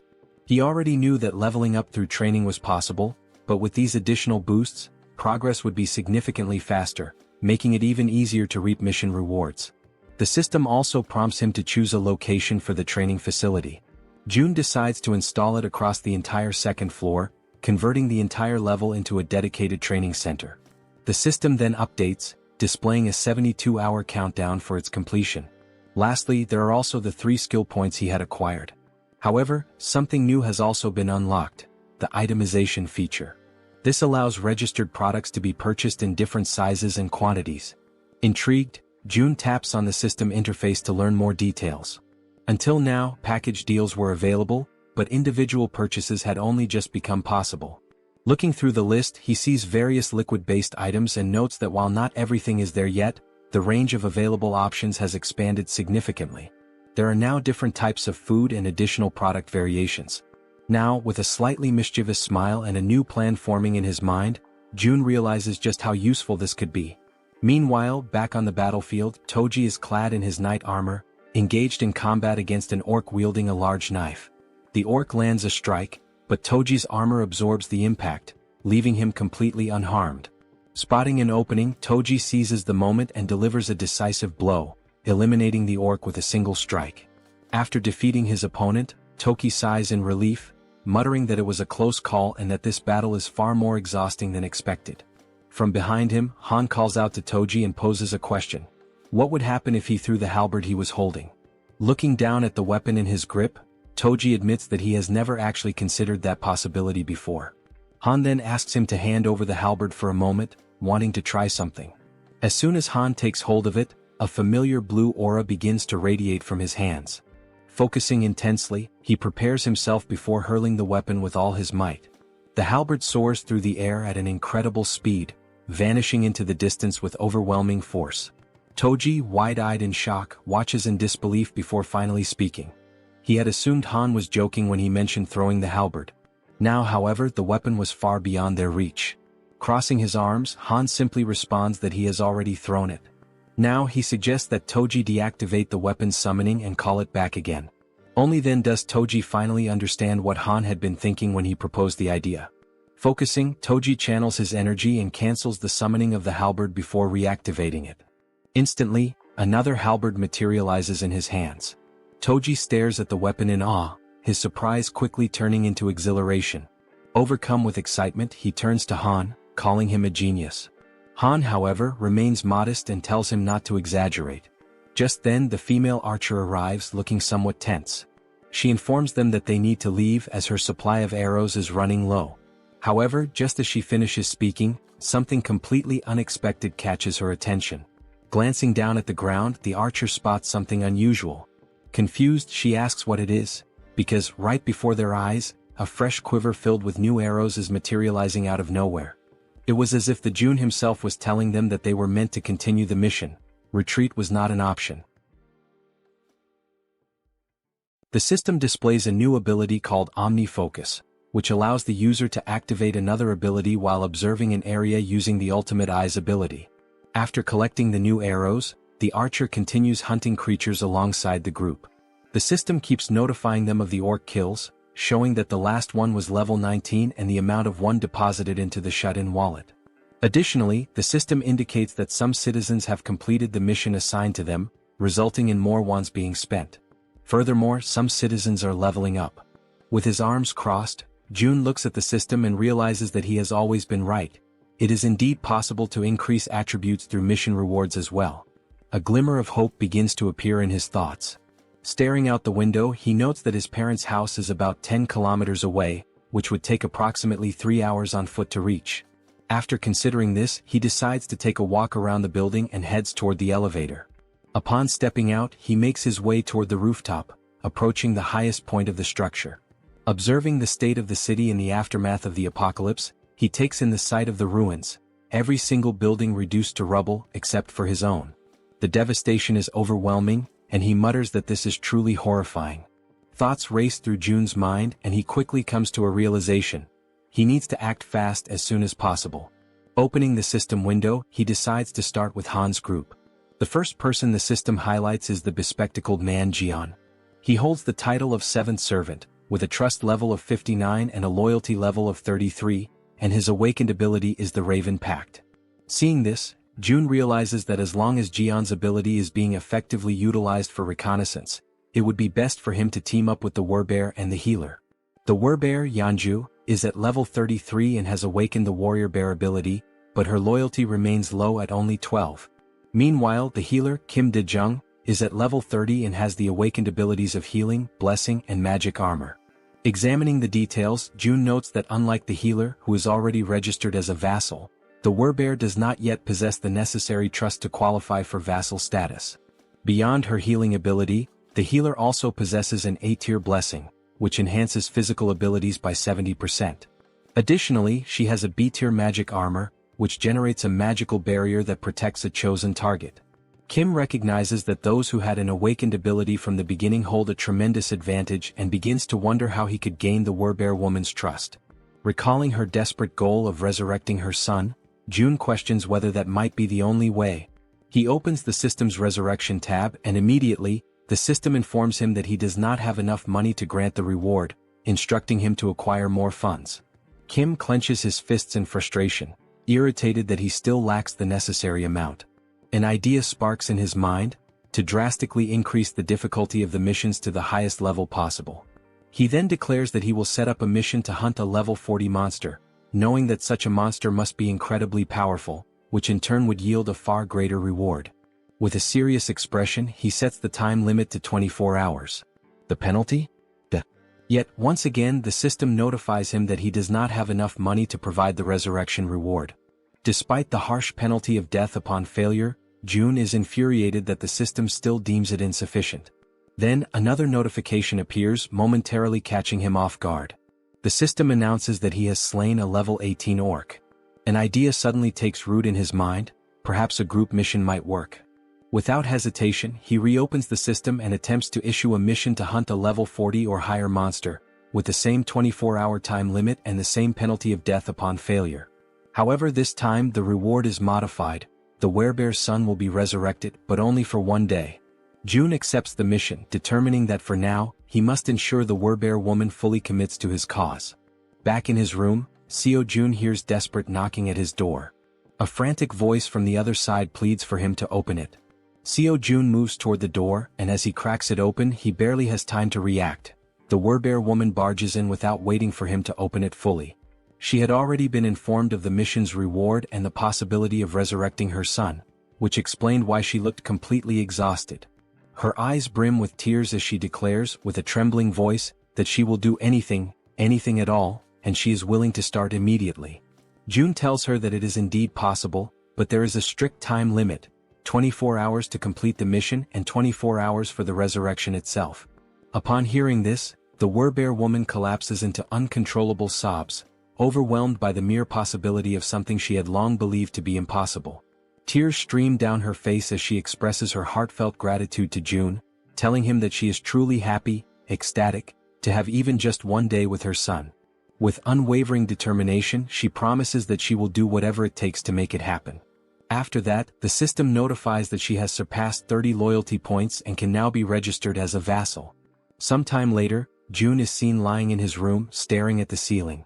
And with nothing but the power of his mind, he manages to turn on the light.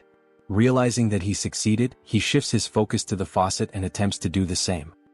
He concentrates, directing his thoughts toward opening the faucet until water begins to flow. At first, only a few droplets trickle out, barely noticeable. He concentrates a little harder, and this time he manages to fully open the faucet, allowing water to gush out at maximum flow. Feeling somewhat relieved, June comments that this is pretty cool, but at the same time he has already grown somewhat accustomed to it. Now he feels as if he has become a mage, like something straight out of Harry Potter, wielding a wand and controlling electricity, water and gas with precise mastery. The system then displays an update, indicating that the store's earnings are being calculated. A total of 320,981 wons has been deposited into the shut-in wallet. Glancing at the system, June does some quick calculations and realizes that a profit of 320,000 wons suggests that today's total sales have exceeded 1.5 million won. He activates the Ultimate Eye's ability to check on the people within the building, observing what they are doing on the different floors. On another floor, a man asks how much they need to save. Another man, holding a bow, responds that the bow itself cost 150,000 won, and today they only earn 10,000 won, meaning it will take roughly 15 days. The first man calls the other an idiot, pointing out that he didn't even factor in the cost of water and food for the next 15 days. Frustrated, the man with the bow turns his back and says that since the other is so smart, he should calculate everything on his own.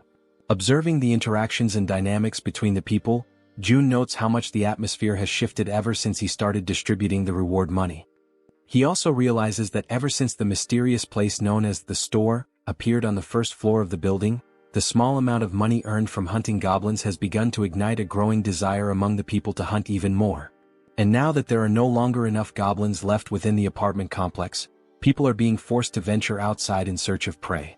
Looking at the system, he feels a certain satisfaction, as level-ups are progressing steadily, and the number of new citizens has grown significantly. The system shows that the current population is 789, with XP and money bonuses now at 100%. Fixated on the system screen, Seo Jun realizes that things are about to expand exponentially from this point forward. Then once again another notification appears. Another level 18 orc has been slain. Sometime later, down below, the Werbear woman, with her immense superhuman strength, is tearing through wave after wave of goblins, crushing them without hesitation. Now she is emitting a golden aura, striking fear into the goblins before they even have a chance to fight back.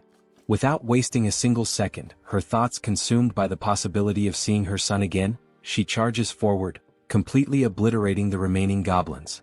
Once no more goblins are left standing, she begins to revert to her human form. The exhaustion catches up with her, and she breathes heavily, struggling to steady herself. From a distance, the healer calls out to her, asking if she is okay and whether she is injured anywhere. The Werbear reassures her that she is fine, stating that even if she were hurt, it wouldn't be enough to stop her. The healer, concerned, urges her not to push herself too hard, mentioning that she is eliminating all the monsters before anyone else even has a chance to fight them.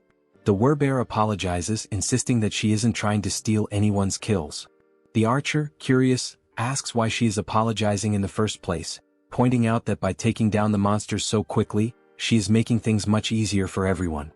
Hearing this, the Werbear feels a sense of relief. Her companions are not upset with her after all. Watching from afar using the ultimate eyes, June acknowledges that forming this team was indeed a good decision. The system then updates, displaying the Werbear woman's status.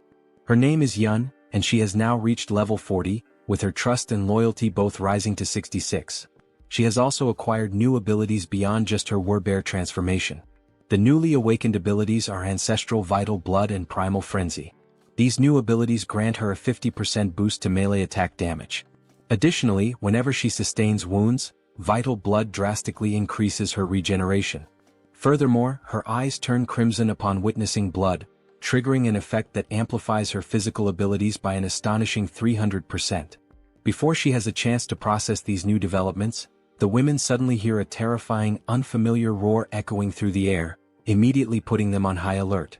The growls grow louder and closer, signaling that whatever is coming is approaching fast. Then, out of the shadows, a monstrous figure appears, stopping just a short distance in front of them.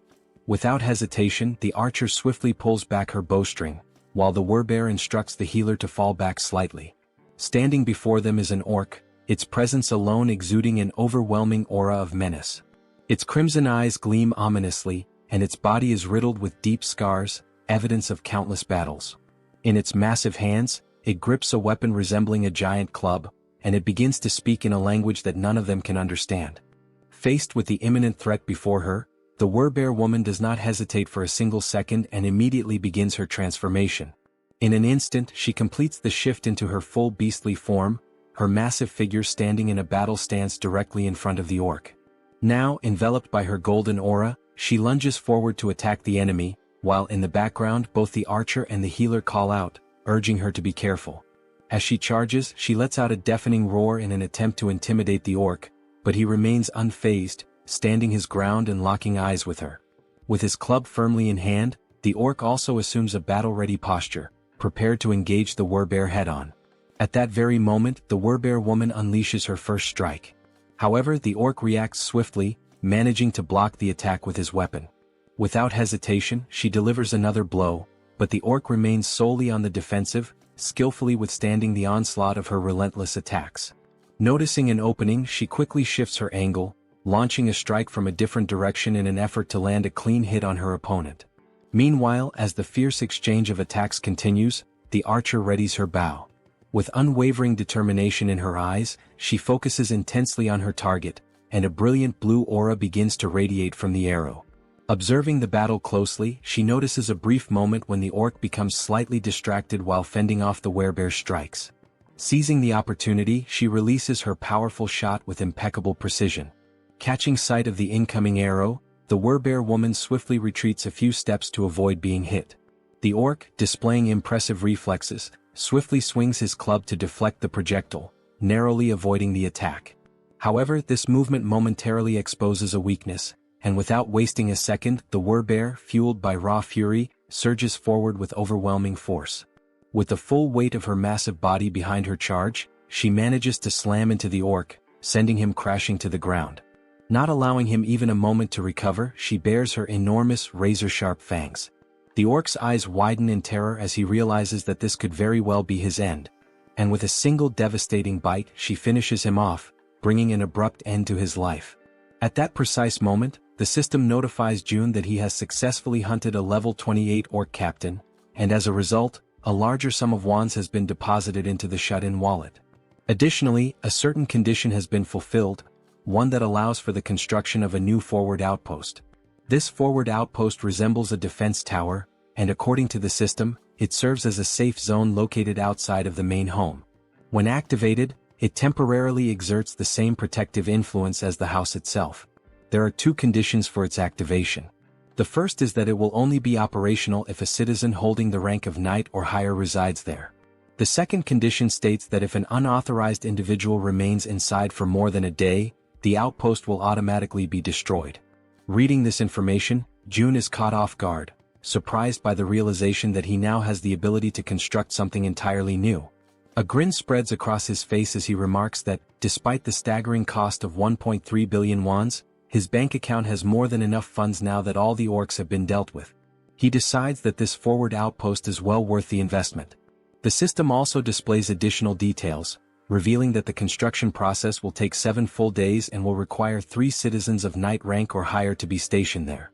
With that in mind, June realizes that his only option is to wait for those 7 days while the 3 necessary members return to occupy the outpost. As various thoughts race through his mind, the one that troubles him most is the sheer amount of time that will be lost, an entire week spent waiting. Deep in thought, he acknowledges that he cannot afford to waste too much time. Furthermore, most of the monsters near the outpost site have already been eliminated thanks to the efforts of his citizens. Understanding this, Seo Jun decisively presses the button on the system to initiate the construction of the outpost. Even though it will take 7 days, he realizes that it is not a bad option at all. If he can build this within the main house's territory, it will at least provide him with some peace of mind. As these thoughts occupy his mind, he finds himself recalling memories from his childhood, moments of pure happiness spent with his family.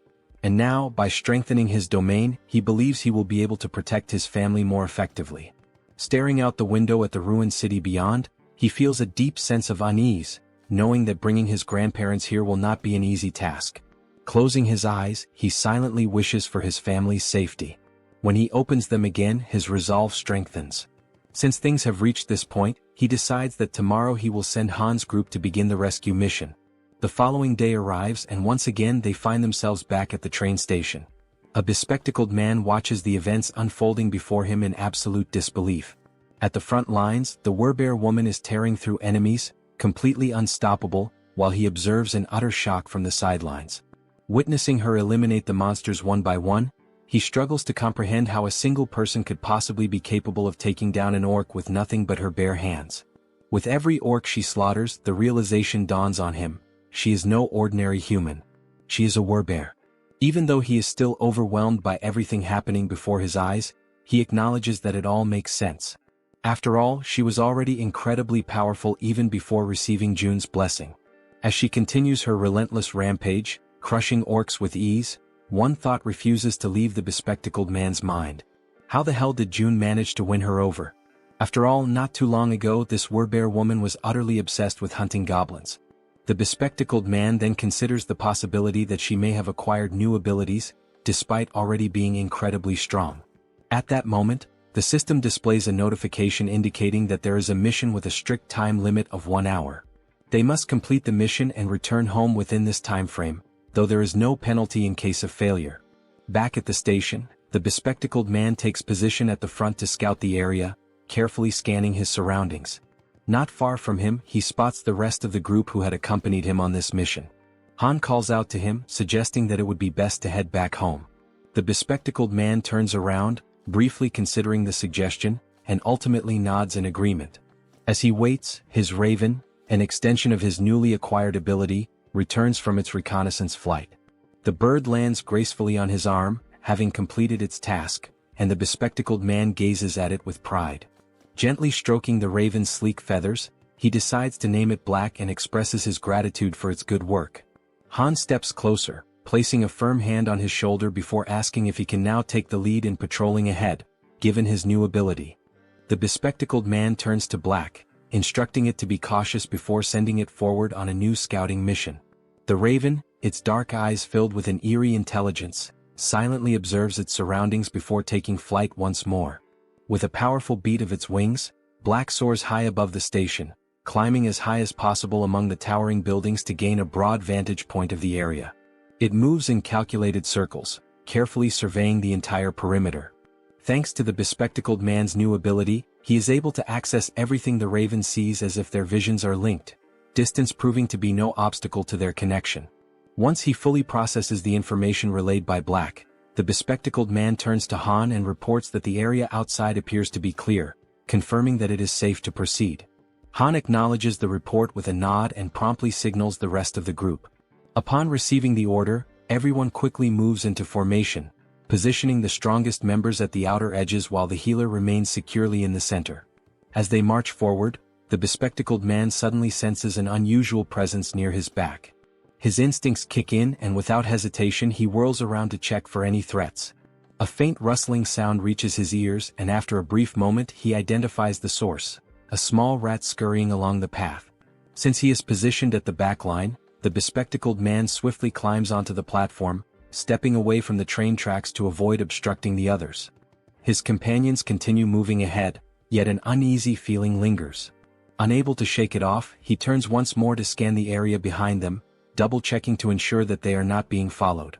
In the dimly lit tunnel, just beyond the tracks, something catches his attention, a pair of gleaming eyes watching from the shadows.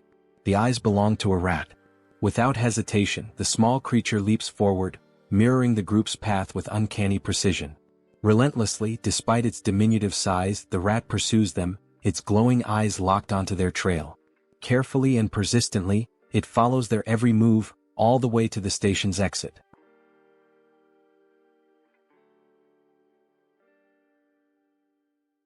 If you enjoyed this video, don't forget to give it a thumbs up, it really helps. And for more content like this, make sure to subscribe and hit the notification bell so you don't miss any updates. Let me know in the comments if you'd like to see another part. I'd love to hear your thoughts. See you next time. Bye-bye.